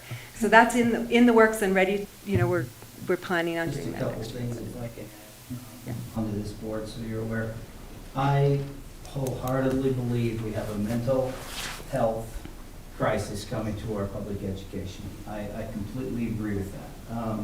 I don't know, I think when we say the root of the problem, we've even got to go deeper, because we've got to look at why is this happening and where do we go to make a difference. It may tie in, one of the things I think is playing in is social media, so it ties in a little bit to that proposal lawsuit, is where our youth are spending a tremendous amount of time. But I think, anyway, I could throw out some personal things. I'm not an expert, but I think as far as having good support around students, feeling connected to a family unit, feeling like they have the basic needs that all of us need, all of those things, I think in many, many of our students' lives are not as strong. We're seeing more and more coming from that type of a background. That's critical, and I don't know where public ed's going to do to balance this. I don't know that we'll ever have the money, I don't know, to meet the demand. Even your idea of full FTE for counselor, well, we could do that tomorrow, but we're going to take it from somewhere and we're going to put it here, and that's wherever we took it from is going to have to be either filled or cut off as a priority. So somewhere, because there's not just a pot of money that we can say that'd be wonderful, let's do that tomorrow. It will come from somewhere. And it's just really moving it on the paper, in my opinion. It's saying okay, but it's still going to take it up from somewhere, and you're going to have to decide if that's something you can live with or not. So those are priorities that we can make as a district. If there's things we can say, we don't need that anymore, let's not fund that anymore, we can do that. But I'm willing to bet that as we get into those discussions, it's gonna be difficult to find those areas. So anyway, the real problem is the demand is not equaling the resources. And it's not getting any better, it's getting worse. And so we're gonna have to continue to figure out answers, but it is a challenge, and I agree with Mrs. Schaefer. Thank you Thank so you. much. And, you know, we appreciate both of you coming, and I know that your areas were very hit with COVID, and we appreciate when you come in that you're championing, I can't say the word, your cause in your school, because we've talked about so many challenges today, and yet I know there's a lot of positive things that come out that you both are doing, so thank you. We appreciate you being here. Okay, we are going to finish number 10, and then we're going to go jump up to number 3. So Johnny, talk about the highly Oh, yes. So you have, and the reason I have that, I'm not trying to be secretive here till the big moment, but you do have a list that is under your executive session until you decide how you want that to be publicly announced. I've left it there. Again, this is teachers that have qualified for the Effective Teachers in High Poverty Schools bonus. It's a $7,000 bonus, so that is really nice, those that receive that. And the district pays half of that. The state has money allocated for the other half. Now, you are seeing, again, I think you're seeing the impact of where some of our testing has not taken place. And so you are seeing more of these, you know, this is a mountain region heavy because of that. But things will balance out in the future. It hasn't always looked that way in the past. But when this data does come from our testing data that comes from our high stakes testing that we do. So what I would just, you know, keep in mind, what I think the board could decide or help with is if the board has any way you would like to see it announced, we could do that. In the past, we've either gone into their rooms or we've gone to their faculty. The schools that are on this list, ironically, I think were schools that I think kind of enjoyed going into the rooms. There was one school that really did not like that, but there doesn't seem to be representation from that school. So anyway, keep that in mind, but if we wanted to bring them to a board meeting, if you wanted to have it go the way it's normally gone with board members and us going into classrooms, if we want to go to faculty, or if there's any other ideas, I bring this before you so that you can have input into those decisions. Usually in May is when we announce this, and it's usually a part of their compensation check on the end of May, which is either the May or the June. What do we call that one officially? May. Okay, the May check. So I just leave it to the board to see if you have any input. If you leave it to me, I think I would just go back to going into classrooms and inviting board members to be a part of it. If you're available, you can be there. It's never been required for board members, it's just been throughout a text and said, hey, if you're available, we're gonna do it on this day, and you've let me know if you're gonna be there or not, and we've gone in as a group. But I will follow any direction of the board. I have a question. You mentioned that it was not region heavy because some of the testing's not done. So are we expected to see a second list later? No, this list is final for this year, but I think in next years, in following years, you'll see that balance back out. Oh. Because we'll be going back to full range of testing. I will make the first suggestion. Just continue doing it how you're doing it, because if I say, yeah, I'll be there, I might not show up. Actually, I like that. I like how we did it. Yeah. That works. You doing it? I like it, yeah. All right. Mr. Tyrell, number 3. Yes, so just another reminder, we're gonna do our Open and Public Meeting Act training, that's an annual requirement. There's a video that the state auditor's office puts out that allows us to meet that requirement, and Eve and I will make sure that every board member is marked in the minutes, and we'll have that for our audit requirement. So Aaron, if you could pull up that video and show on your screen there, and this will go, it goes pretty quick, we'll go through a lot of things, and this will meet our requirements real quick.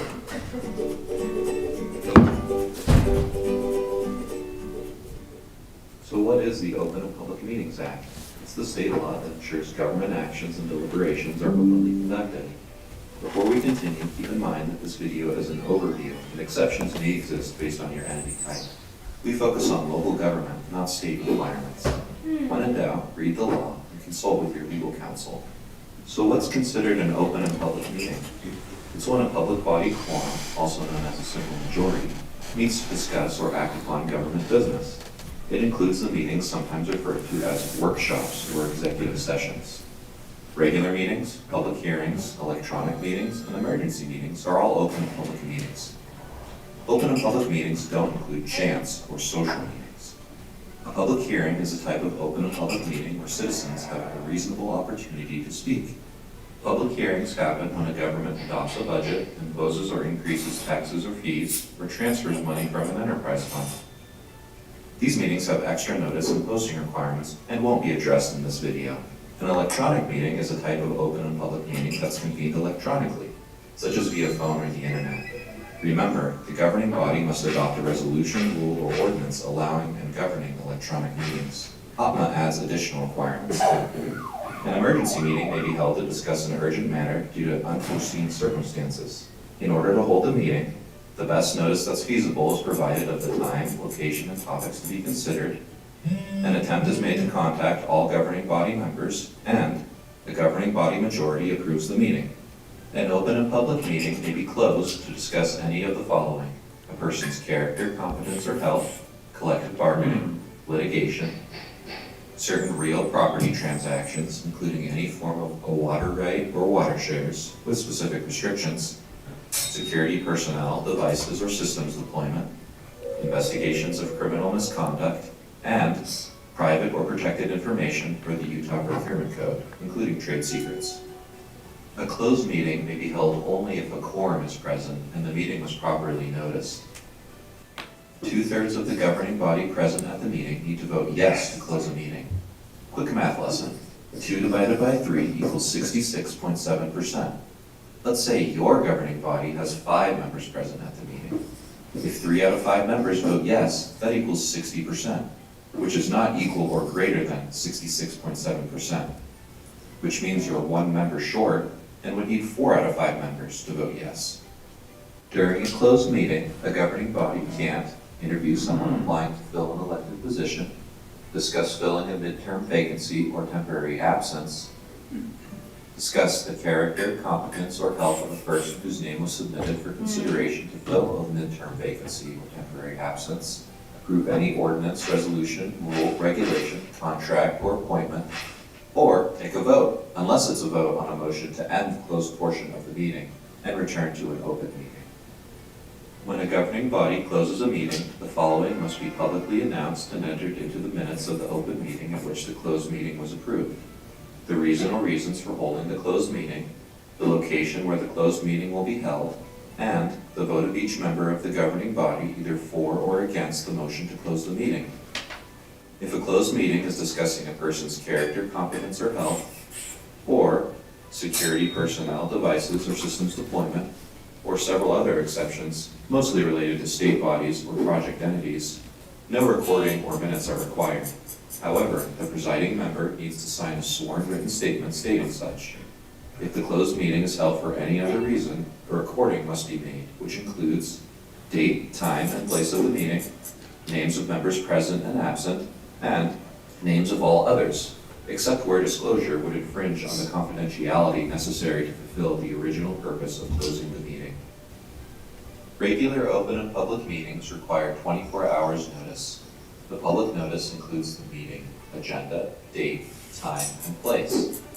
Public meeting agendas need to include reasonably specified topics to be considered, with each topic listed under a separate agenda item on the meeting agenda.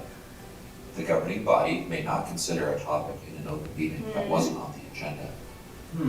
If a new topic not on the agenda is raised by the public during an open meeting, the governing body may discuss the topic. However, final action may not be taken on the new topic during that meeting. Additionally, entities holding regular meetings scheduled in advance over the course of the year need to provide annual notice of the entire year's meeting schedule. The notice must include date, time, and place for each meeting. Notice is posted at the entity's principal office, or if the entity doesn't have a main office, at the building where the meeting will be held, and the Utah Public Notice website. Typically, posting on the public notice website is done by the records officer, recorder, or clerk. However, it's the governing body's responsibility to ensure notice is provided. State Archives has prepared a training manual and quick guide for owners and posters, as well as training videos that can be accessed at their website, archives.utah.gov. Written minutes and a recording are kept of all open meetings, with few exceptions. Written minutes include the date, time, and place of the meeting, the names of members present and absent, the substance of all matters, names of citizens providing comments, the substance of the comments provided, any information a body member requests be entered into the minutes or recording, and a record by individual member of each vote taken. A body with elected members must record each vote in list format by category for each action taken by a member, including yes votes, no votes, and absent members next to each member's name. A recording must be a complete and unedited record of all open portions of the meeting from beginning to end, and be labeled with the meeting date, time, and place. All or any part of an open meeting may be independently recorded by any person in attendance if the recording does not interfere with the conduct of the meeting. Pending minutes means written minutes of an open meeting in draft form subject to change before being approved by the public body that held the open meeting. Pending minutes must contain a clear indication, such as a draft or pending watermark, that the governing body hasn't yet approved the minutes, and that the minutes are subject to change until the public body approves them. Approved minutes means written minutes of an open meeting approved by the public body that held the open meeting. Entities must establish and implement procedures for the public body's approval of written minutes. Public meeting pending minutes, approved minutes, and recordings are public records under Graham. Any individual who publicly presents information relating to an item on the public body's meeting agenda must provide a copy of the information for inclusion in the public record. Make pending minutes available to the public within 30 days. Within 3 business days after approving written minutes of an open meeting, make approved minutes and any public materials available at the Utah Public Notice website, the entity's primary office, and the entity's website. Within 3 business days after holding an open meeting, make an audio recording of the open meeting available to the public for listening.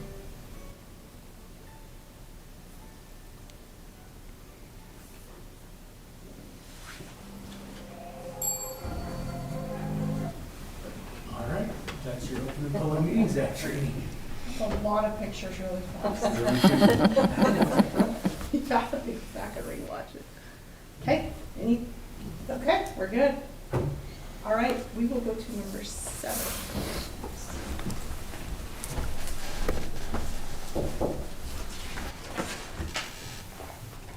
Several years ago, we came up with this board handbook and approved as a board. And I know it's been brought out a couple of times since then as new board members have come onto the board. And it's a good time now just to review that for our new board members, and also maybe look for a few things that we might want to change moving forward here in our board handbook. What we wanted to do with the board handbook is just to get a document so that we all understand our roles and how it fits together. It's important to know our role and the role of those that we interface with, so that we can avoid stepping on toes or awkward moments where, maybe the board is trying to do something that really is the domain of the superintendent, or the superintendent trying to do something that's the domain of the board. We need to just delineate those roles so that we're all on the same page. So let's talk about the Board of Education as a body. So this isn't us individually, this is us as a board, as a whole group here. We provide broad oversight regarding education within the county. We create and approve district policy. We set property tax rates. We formulate and approve a budget each year. We hire and evaluate the superintendent. We hire and evaluate the business administrator, but not supervise the business administrator. The business administrator is supervised by the superintendent. We serve as a quasi-judiciary body. So if, for example, there's a decision that's made by the superintendent, when I say the superintendent, I mean the superintendent or his delegate, his or her delegates. If there's a decision made that that somebody wants to appeal, then often there's a mechanism for that appeal to come before the board. And in that case, we act as a quasi-judiciary body. We develop and approve strategic plan to improve education in San Juan County. We monitor performance of the strategic plan. We approve curriculum. And we approve employment contracts, salaries, benefits, and dismissals. So that's kind of the list there of what we do, what we're charged to do as a body, as a board body here. Now, what about you individually as a board member?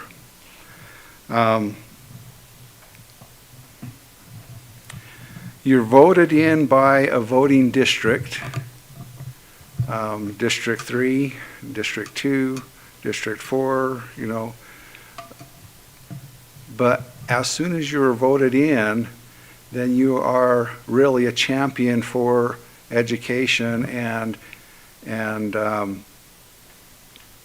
really want the best for all schools and all students within the district. You don't have blinders on to just your voting district. It's how you got on the board, but once you're on the board, you're a representative for the whole district, really, as far as you know, providing support and championing education cause within the county. Expected to attend board meetings, kind of a given, actively contribute ideas and opinions, be sensitive to time constraints, and be respectful of the right of other board members to contribute to discussions.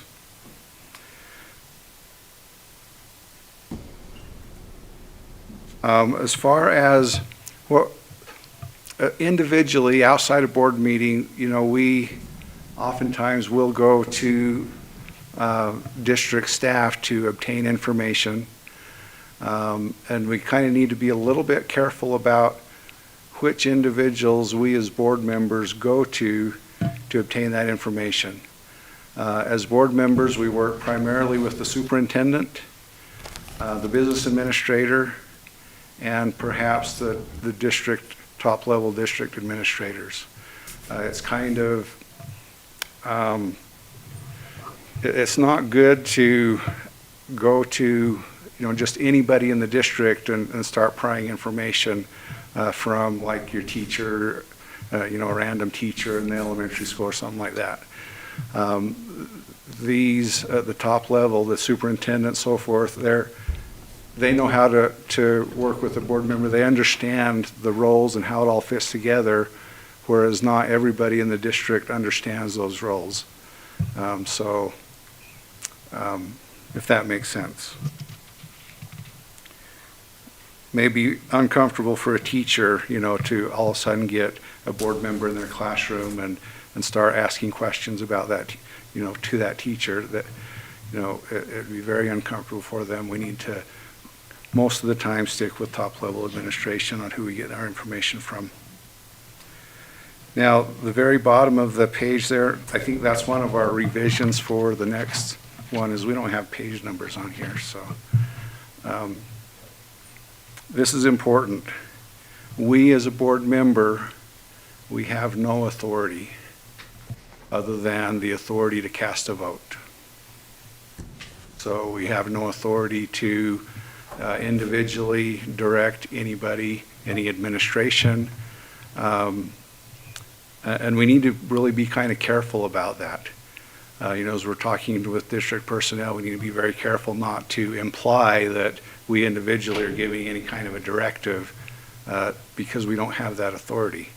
The only authority we have to direct anything in the district is a motion and a vote on that motion. That's what establishes our, really any of the authority that we have.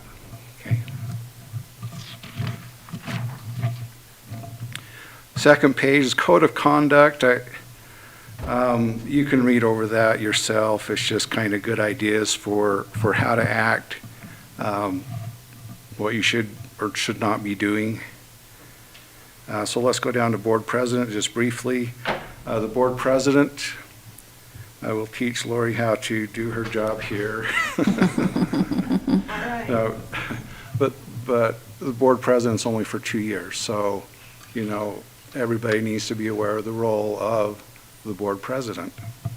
In consultation with the superintendent, prepare board meeting agendas, conduct the board meeting, of course, sign legal documents and all checks drawn from school district funds.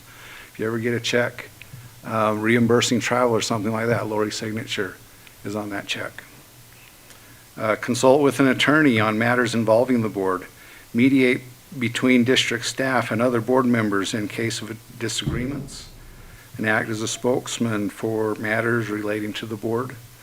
And finally, it is the board president's responsibility to appoint committees of the board.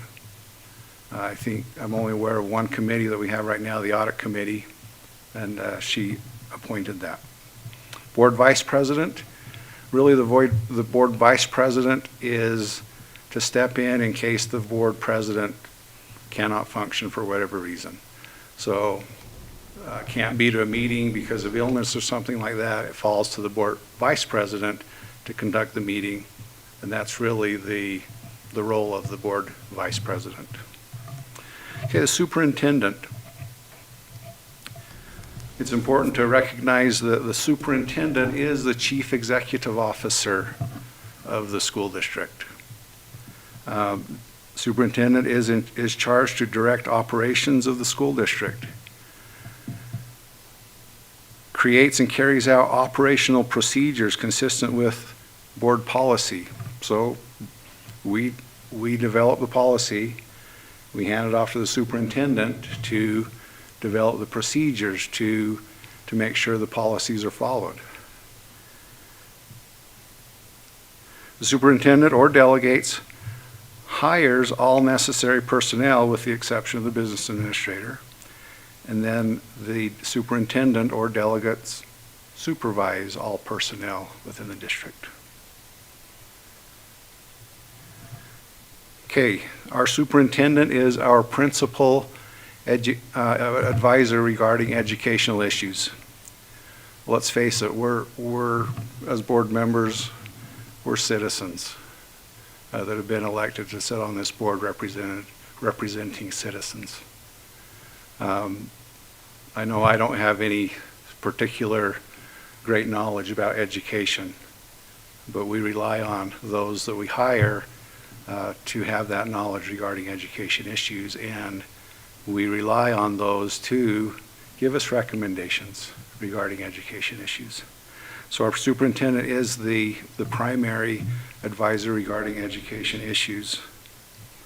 The superintendent is the budget officer.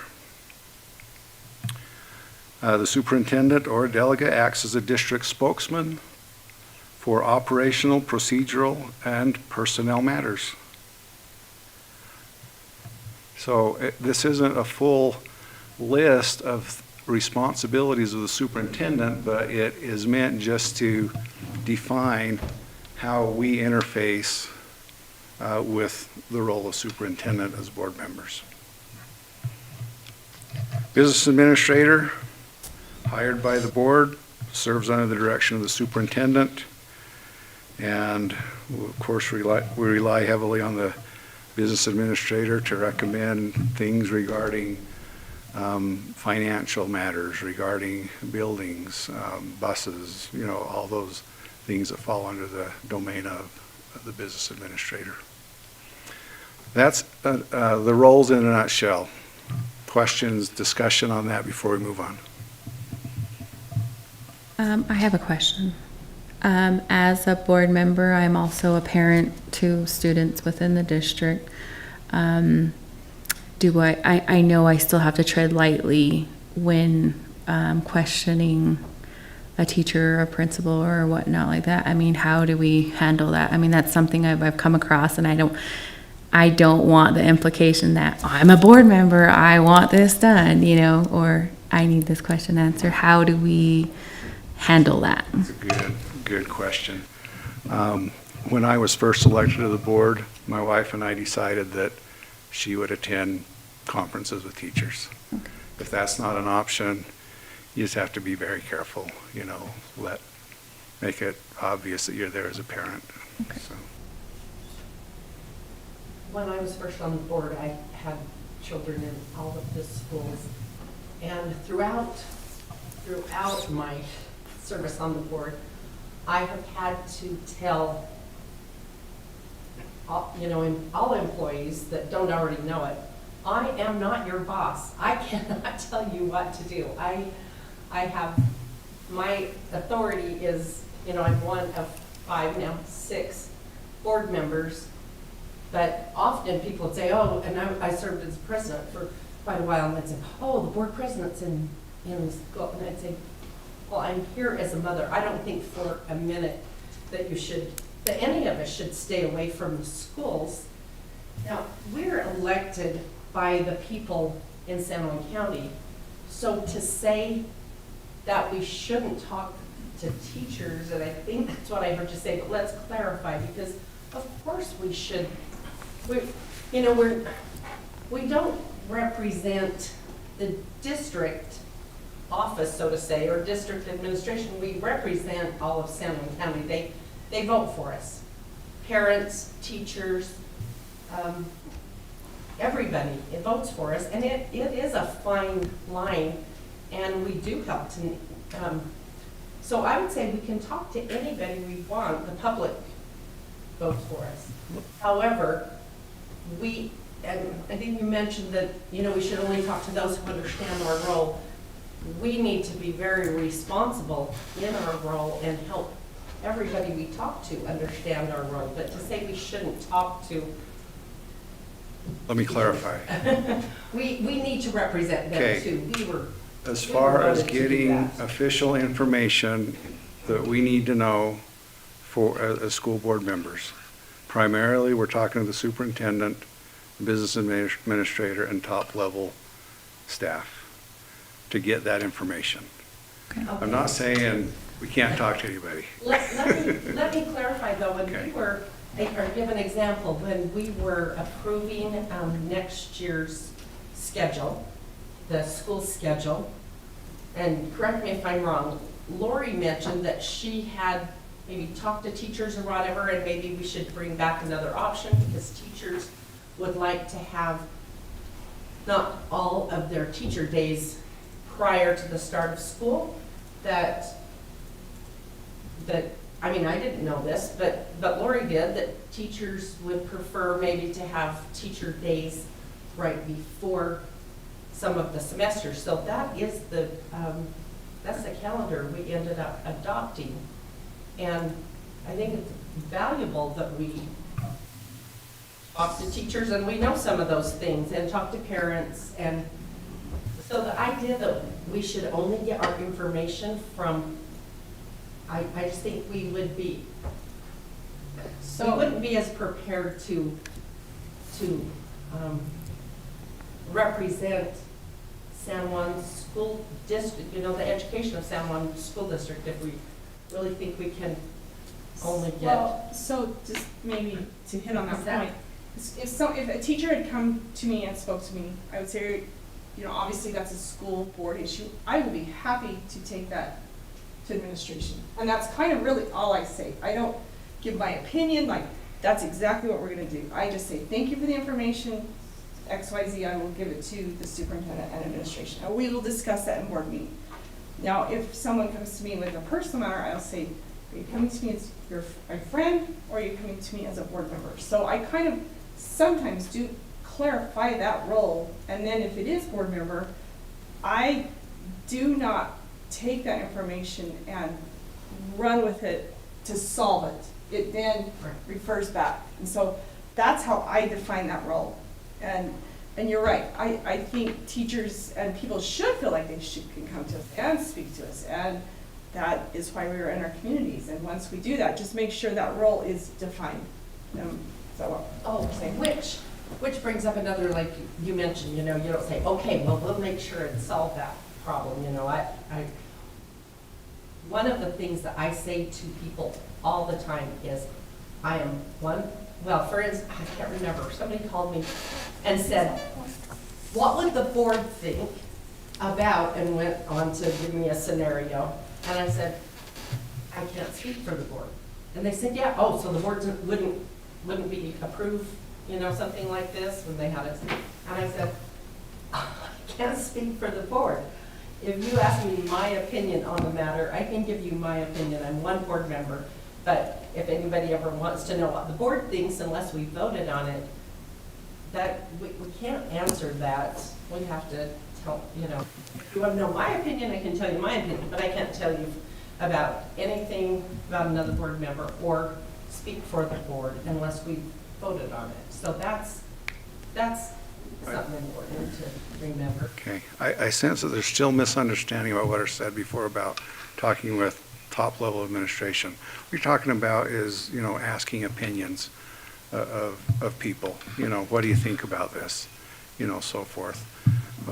I think what we're dealing with here on the advice to get that from top-level district administration is data, is official, formal data, budget issues, things like that.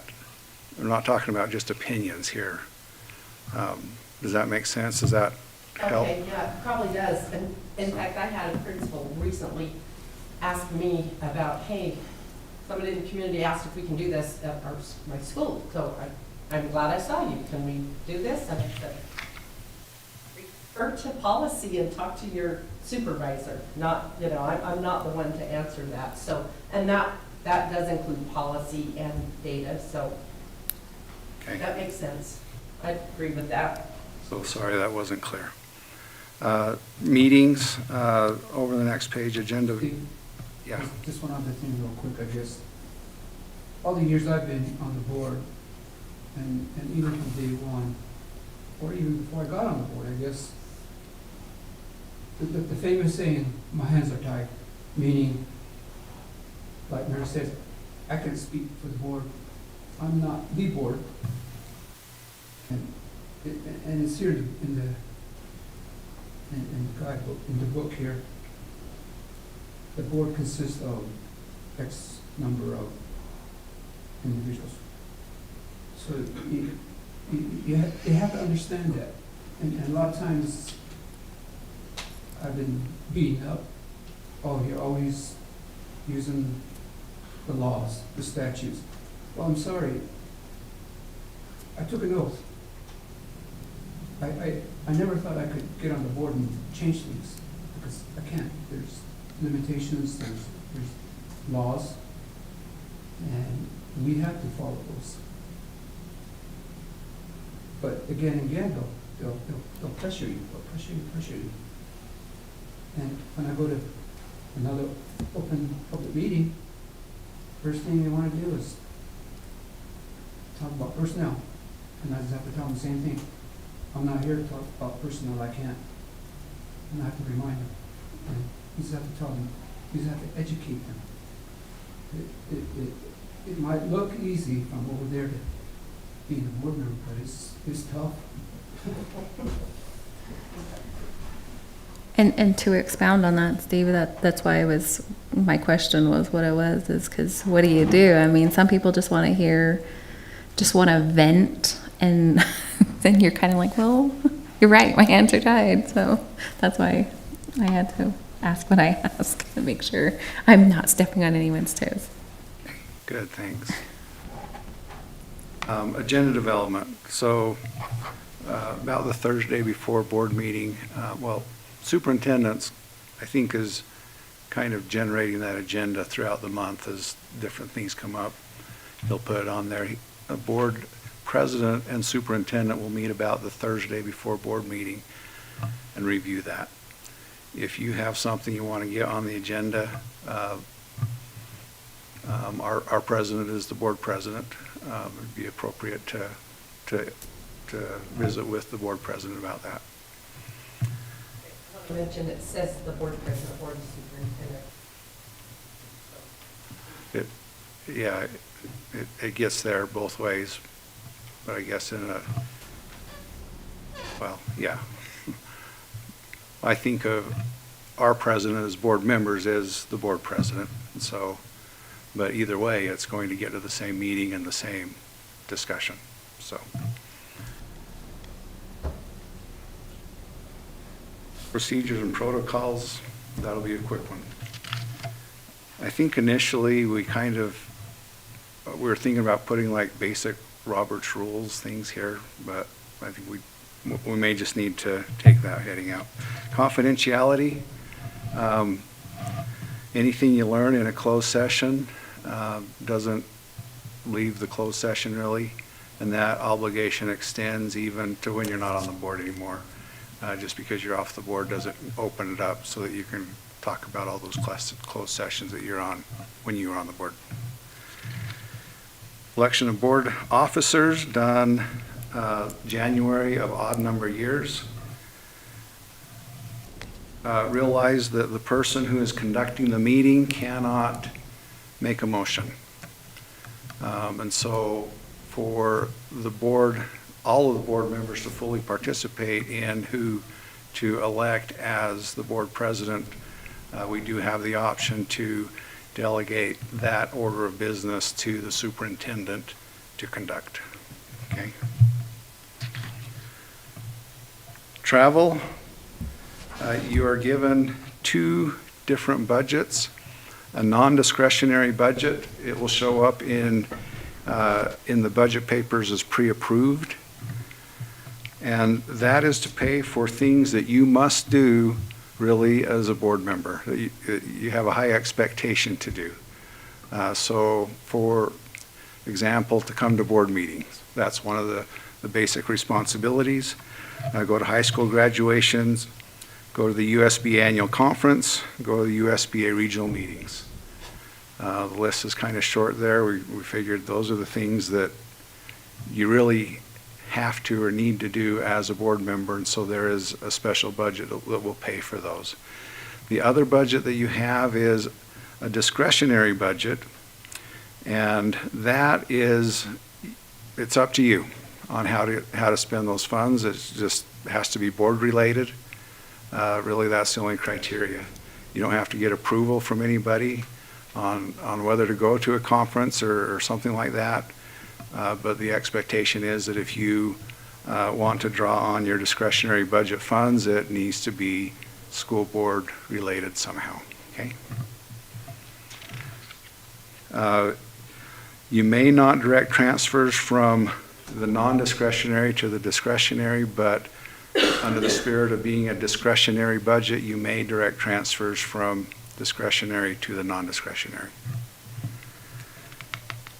Budget for extraordinary events, we have that in our budget this year, where Colleen went to the new board member workshop. That did not come out of her discretionary or non-discretionary budget. That came out of a special budget, so you could attend that.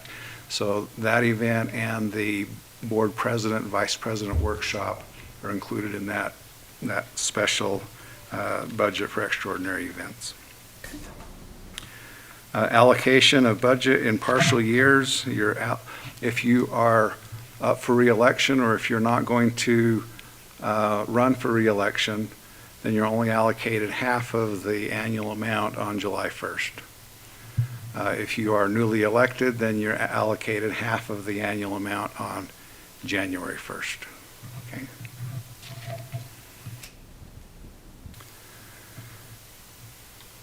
Meal allowance, we're kind of running out of time here. We've used our allotted time. Just be careful if you have a meal that is a part of a workshop, like the USBA convention where they feed you on Friday night. You know, if you decide to skip out on that and go out somewhere to get your own meal, it wouldn't be good to submit a meal reimbursement for that Friday night because the district's already paid for your Friday night meal at the USBA conference. So be respectful of that. And that would include like a motel that includes like breakfast, like that. I would say so. Okay, reimbursement procedures. There is the standard reimbursement form. If you haven't seen that yet, the business office does have those downloadable off the website. Talk to Tyrell for further information on that. I don't know the official proper procedure, but I always just send mine to Eva to get processed. Okay. What would you like, Sarah? Directly to you or Eva? It doesn't matter. It doesn't matter, either way, Okay. yeah, I don't. And would that apply to like last month's emergency meeting? Oh, okay, okay. Special meeting. Special meeting, sorry. There's a difference. Right, There are both, but they are different meetings. okay. Okay, technology, you're issued a laptop computer at the beginning of your 4-year term of service. Technically, it is the district property, but you're not, I mean, you can use it for whatever purposes you want to. It doesn't need to be just for district business on how you use that laptop computer. At the end of the 4 years, it really is still district property. So technically, it should be turned back into the district. However, if district personnel determine that it has little or no value and they don't want it, then quite often, well, I guess all of the time so far, they just say, don't worry about it, we're not going to use it as a district anymore. Okay?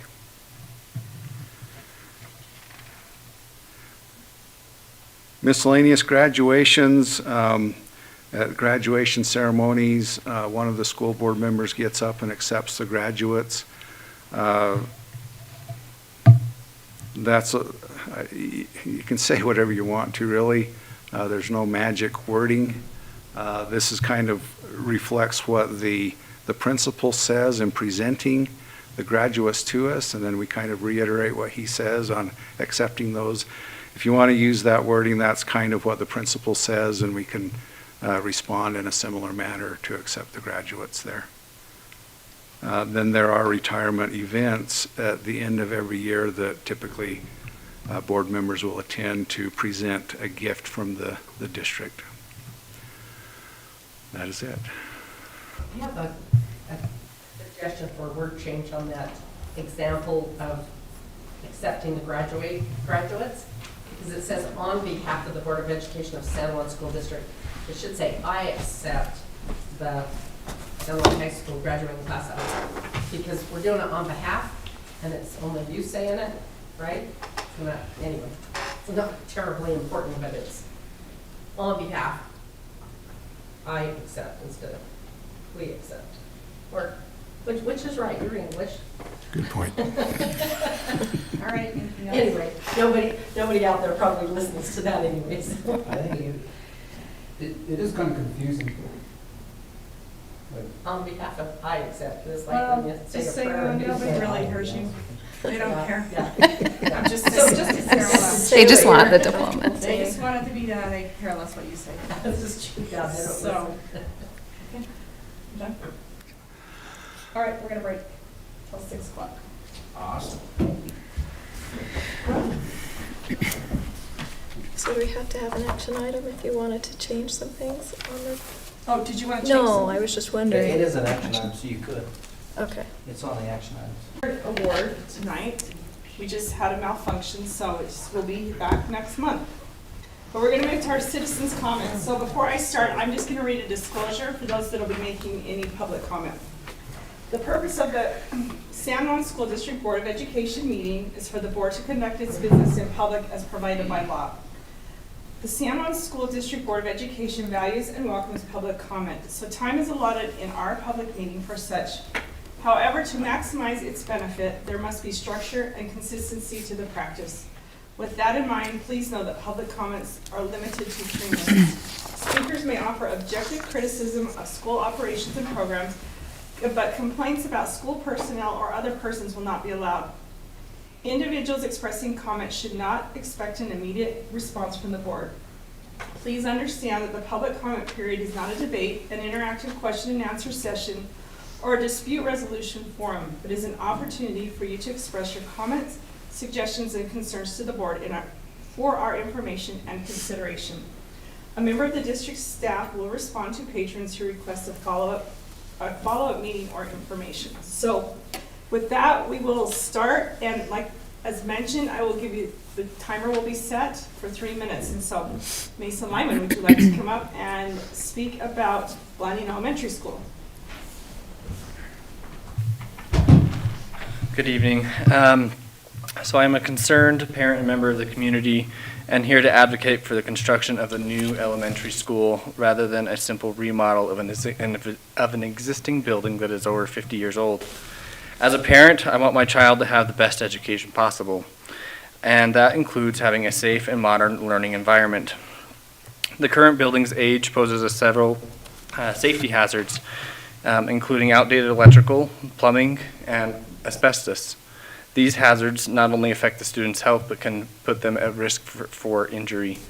A new building would not only eliminate these safety hazards, but also provide a state-of-the-art learning environment that fosters creativity, collaboration, and innovation.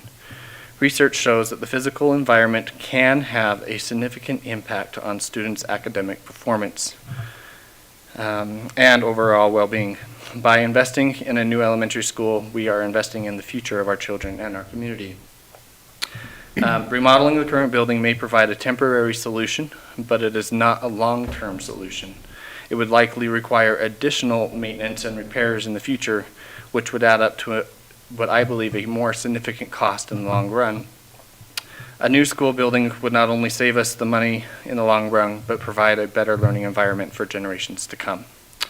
I do not disagree that more gym practice space may be needed, but I believe finding different or new funding for that additional practice gym can be found and not strip that from the funding for the younger scholars at BES.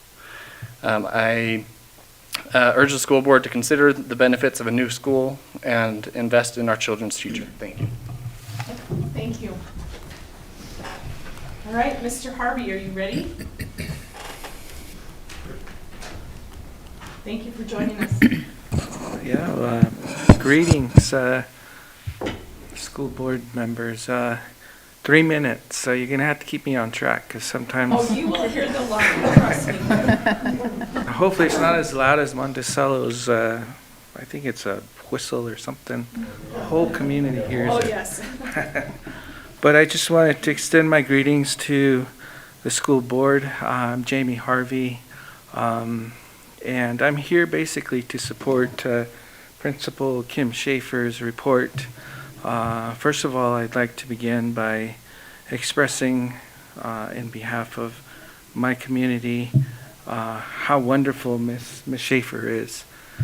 She's very proactive with the parents and the community, and there's only one Kim Schaefer trying to drive a huge area with many needs.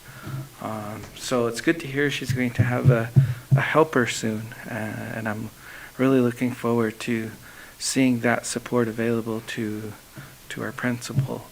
In regards to her report, principal outlined some issues.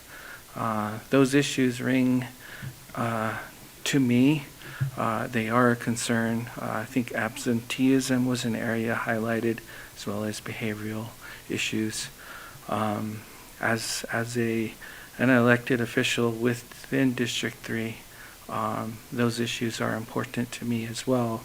And as I try, to the best of my ability, to address some of those needs that Principal Schaefer has highlighted, I also would like to ask for support from this board, possibly with the superintendent. I'm getting ready to go out to the Navajo Nation Public Safety, Navajo Nation PD, and a question that I would love to have asked, not at the moment, but that I'd like to just present here, maybe with some follow-up, is, well, what happened to the school safety officers that had been in the schools? I know they were there, and now they're no longer there, and I'm just curious what had happened, because I need that background as we begin, along with Curtis Unito, Delegate Unito, and Delegate Herman Daniels, exploring not only policing needs in Montezuma Creek and Monument Valley, but possibly the school resource officers, I think it's. So I'll leave my comments at that. Thank you, and yes, your contact information is on here, so we'll reach out with you. Thank you, we appreciate your comments. And then Eva?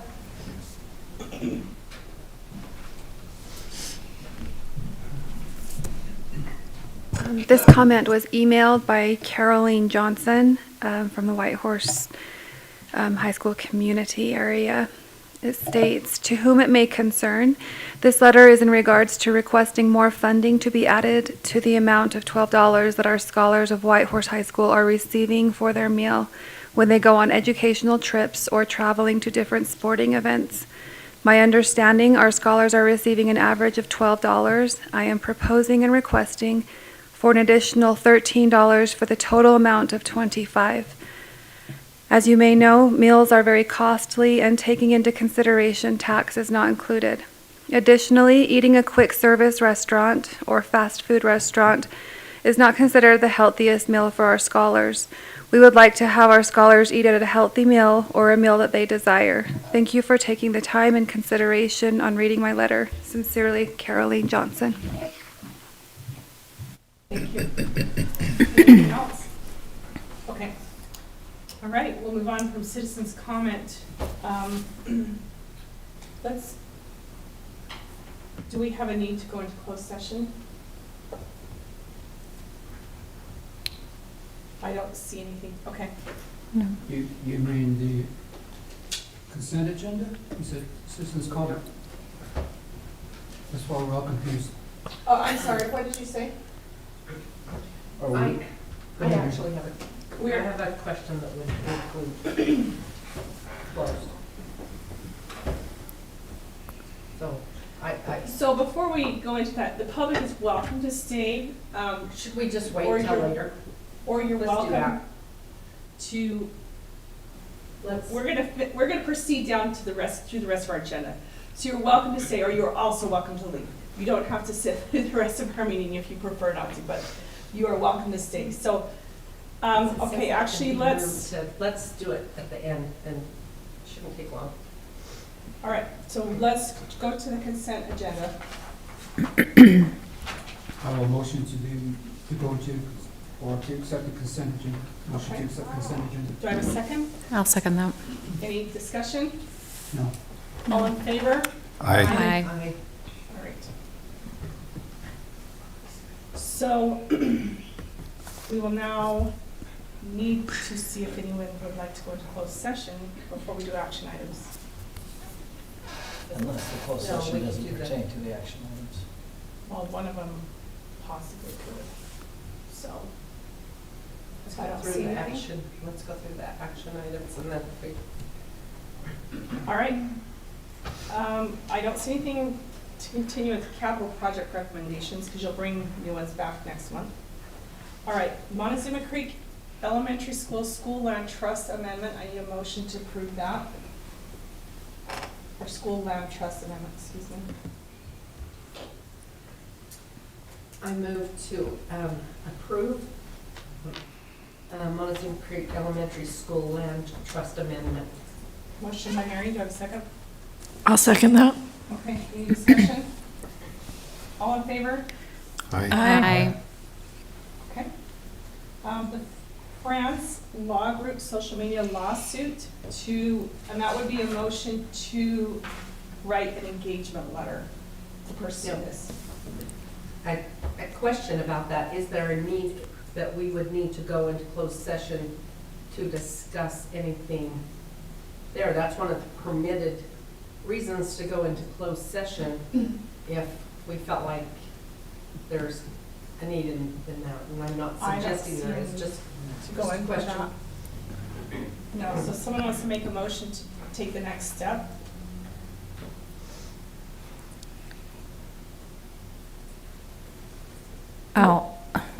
What were you thinking for the next step? To proceed with the engagement letter with this social media. And that was to hear what the We did hear that. Okay, That was the okay. very first item on the agenda, today. so. So the motion would be to submit our letter of interest in being part of the lawsuit. Yes. So I have a motion by Nan, do I have a second? Second? Okay, any more discussion?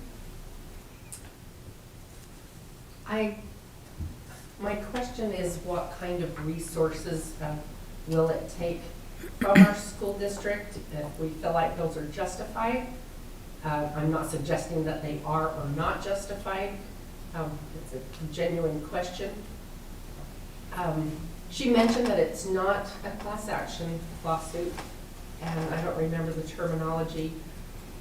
And we know that in the past we've had discussions when school districts have been involved in things like this.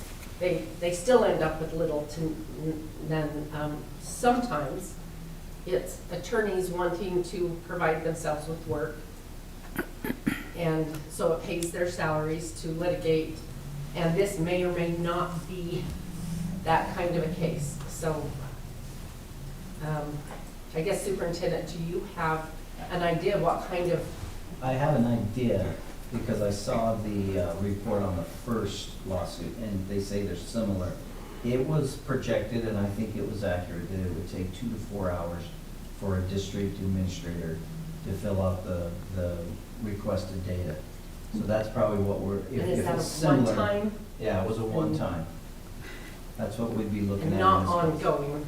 No, it was a one-time, and that was done. And would there be any, and I guess it's a question I should have asked at the time, but is there a percentage? Is there something after they take everything that goes to the law firm? Is there something that says anything that's recovered, that we get a percentage of that before they get what they're taking out for? Class action is different, but I didn't realize I was involved in some kind of class action suit. Recently, I received a check for 47 cents. Mine was for 49. You got one of those too? Yeah. Really? I guess my question, since I missed the beginning, was what was the recommended? So it's the effects of social media Right. on education. And basically she said that, I mean, has there been an impact? Has there been an impact with depression and bullying and on and on and on? So if you feel that meet that criteria, then that is what she was saying. That's what you need to decide for yourselves. What would you add to that, Superintendent? I think you covered it there. It's just, there's a negative, and actually also a prescribed way of trying to attract our youth, targeting them. A very targeted measure to attract them into these social media platforms. And then once they get them there is negative impact on them. I mean, it could be positive, but there's also negative. And, I do know that in our schools, I have principals that speak to that. So they write specific algorithms Right.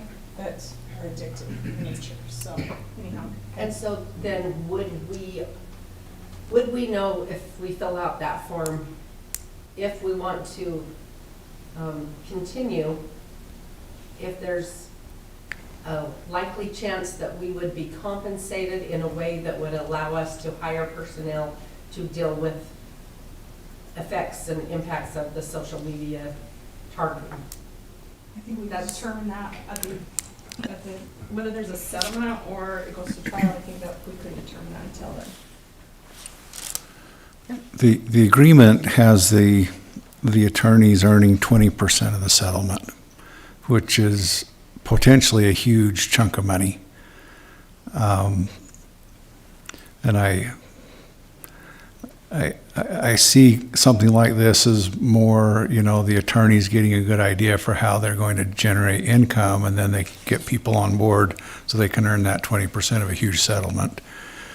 But on the other hand, I see that that social media has had a huge impact on our ability to educate our students here. So. And then the 80% is split among all the school districts that involved, so we could end up with a 1%, 0.5%. Well, that Jewel lawsuit, how much did they 49 cents. get? The state of Utah ended up with between 10 and 11 million to disperse to the districts that had signed on. And those that signed on earlier got a little bit of a higher percentage than those that didn't. And then again, the other factors that factored in was the size of your district, the amount of your students, so. Okay. So does it make sense to fill it out and then get more information to see if we want to proceed, or have you address it, the superintendent, have you address additional avenues with them and then go from there? I think you could withdraw your engagement letter if you felt at one point it wasn't worth it. At least you engaged in saying, yeah, we feel that it has damaged, but then our data, and if you don't feel it's worth it, I guess you could withdraw it.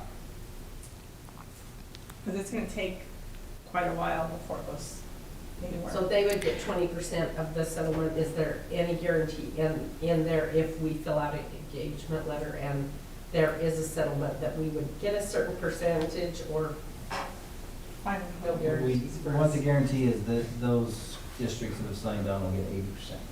We don't know what Split we'll the get of 80%, the, yes. split. We don't know how So that'll 50. split out.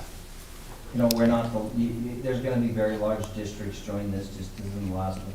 They're definitely gonna get a much, Bigger. greater share than we are, but I don't know, would we have gotten 30 to 75,000 possibly out of 11 million, possibly? I'm just guessing, but that, if they're breaking it out per student, we probably would receive something like that. So is it your recommendation that we, I look at it like this. I do think we have tremendous negative effect in our schools, and I have the perspective, and it could be completely wrong, but I honestly believe these companies, and primarily I said this with the tobacco company, I believe they build this into their marketing plan. They know they're going after youth, and they probably are at least very suspected that they will face litigation, but if they end up paying less than they bring in, it's still a win for them. I think this is, in my perspective, is that this is in some ways the check and balance that at least keeps them knowing that they can't just do everything the way they want to do it. So I believe, and if we get a little, I don't know that we'd ever get enough to be able to hire personnel, because personnel requires ongoing funds and a commitment, and I'm sure I would think there's no way we're gonna get that type of funds. But could we get some funds that could target things such as a prevention program for a few years, signage in our buildings, things like that, that could be very helpful, bring in some speakers, those kind of things I think could be really proactive and helpful. And I do think we probably could get enough to do some of those things, if this is successful. Okay, Steve? I think she mentioned that YouTube was one of the defendants. And we use YouTube a lot in education. And so I don't know what ramifications that has, if education sues YouTube, what kind of relationship that has between us and YouTube. But So like all of them, it can be positive or negative, every one of them, so every platform. So, okay, we have this is out for motion, so let's vote. So all in favor to go ahead with the engagement letter? Aye. Aye. Did you say something? no. I didn't. So abstain? abstain, or what are you gonna do? Just tell you what I'll you. say no. Nay or abstain? Nay. Okay, Say the YouTube part of that. Maybe concerns All right. me. school on trust final 2021-22 school reports. That was the one that Julie and Christy presented, so I need a motion to approve that. I move to accept the School Land Trust final 2021-22 school reports. Okay, do I have a second? I'll second that. Okay, any comments? All in favor? Aye. Aye. All right, our 2023-24 fee waiver policy, fundraising policy, spend plans, program sustainability, fee schedule. I need a motion to approve that. Motion to accept 2023-24 fee waiver policy number 6130, fundraising policy 1145, spend plan and program sustainability, fee schedule. All right, motion by Nelson, do I have a second? I'll second. Okay, second by Colleen. Do we have any more discussion on this? No. Okay, all in favor? Aye. Me. Okay, And I just want, for the record, it's just for the increase in the sustainability fee schedule, because I would like to absorb that with district funds. all right. Board handbook revisions?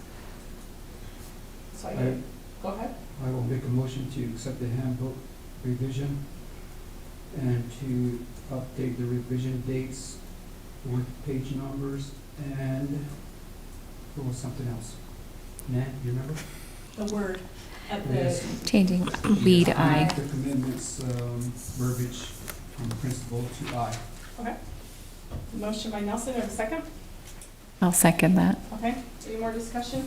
Yeah, I just would have preferred, and I guess folks can show this, that this is the first time our new board members have seen this. We get the opportunity to start looking at the information in our board packet on a Friday, then we vote for it on Wednesday. I've long been an advocate when there's not a timeline that we have to meet, that we didn't learn about soon enough, and we have to quickly approve something that was beyond our control, that we have something show up one board meeting and then have a chance to review it and look at things before approving.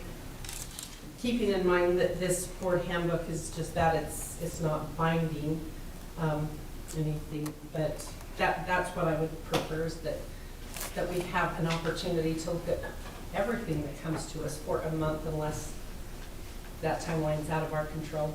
Okay, Steve, what's your comment? I move to amend the motion to also remove the header procedures and protocol, and also to implement these this month in draft format for final approval at our next meeting. Okay, so motion by Steve. Okay, so all in favor on the amendment? Is that right? Aye. Aye. Aye. Aye. Any opposed? All right, and then back to the original motion. All in favor of the original motion? Aye. Aye. Does it still No, work? we voted on the amendment, and then we're gonna vote on the original motion, and that, No, since we approved the amendment, then that was after. The All right. original motion has been amended at this point. Yeah. Okay. So do we have a second vote? I mean, this second vote? Okay, so What page is that on?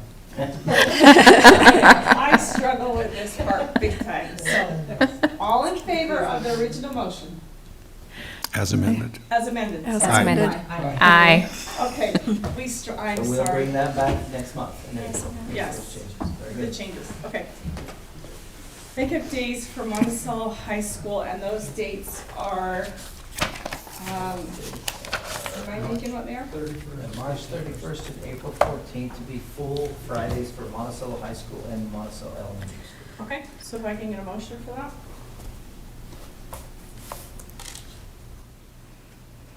I move that we accept the makeup days for Monticello schools as March 31st and April 14th, 2023. Okay. Do I have a second? Second. Thank you. Any discussion? I have another clarifying question. When I asked that earlier, I think I remember that in the past, after you explained that, it's the hours, do we have to get permission from the state to make those full days? We still have to make up days, isn't that correct? And it seems like in the past, we got permission. We get from the permission from the state superintendent, it is in state code, to be able to alter the 180 days. We still meet the instructional time, but we are also supposed to go 180 days, and this would not be 180 days. But what I said earlier was, we were approved of that, it was either 2 years ago, when did we have all the mud days? And the state superintendent, who is still the state superintendent, was very supportive of that. So I will receive that, but I'm confident that if she knows the board approves it, that she will approve it as well. So we'll approve this, and then you'll request for I'll just that. make sure she's aware and approves it, and I believe that'll be Okay. easy to receive her. All right, all in favor? Aye. Okay. All right, superintendent contract 2023 through 2025 approval. I move that we approve the proposed contract with Christine Fitzgerald as superintendent for the 2023-2025 school year. Okay, do I have a second? Second. All right. Discussion. One item is that so I'd like to amend the motion, if I may, that we change some of the verbiage so it consistently says she through the contract instead of he, she, and then a he here and a she there. That has been brought to my attention, that is changed to be consistent throughout the contract. But you can't amend the motion, you're president. Well, actually, I move. I'm telling you, I guess I can't amend it, but I am kind of telling you what we need to do. Okay, I move that we amend the motion to approve a contract that after having gone through and modified the he or she to the appropriate pronouns. All right, so Second. thank you. So all in favor on the amendment? Aye. Now back to the original motion with the amendment. All in favor? Aye. Anyone opposed? Okay. And then the 2023 provisional contract renewal. Do I have a motion? Okay. I do have, that's probably, I'm going to make a motion to go into closed session to discuss personnel. All right, so I have a motion by Mary. Do I have a second to go in to discuss personnel? I'll second. Okay, roll call. We'll start with you now. You want me to start? Oh, okay. To give Mary Shilma, yes. Nancy Elman, yes. Lori Mon, yes. Steve Black, yes. Chloe Benelli, yes. Nan Barton, yes. All right, we're going to go into closed session to finish this up. Renewals for the provisional contracts for 2022, 2023, 2024. All right, motion by Mary. Do I have a second? I'll second. Okay. Any discussion? All in favor? Aye. All right, information items, superintendent. Yes, we have our USBA regional board meeting, March 21st, 6 p.m. here at the district office. There And is a mill. We do it. we eat here on that, they'll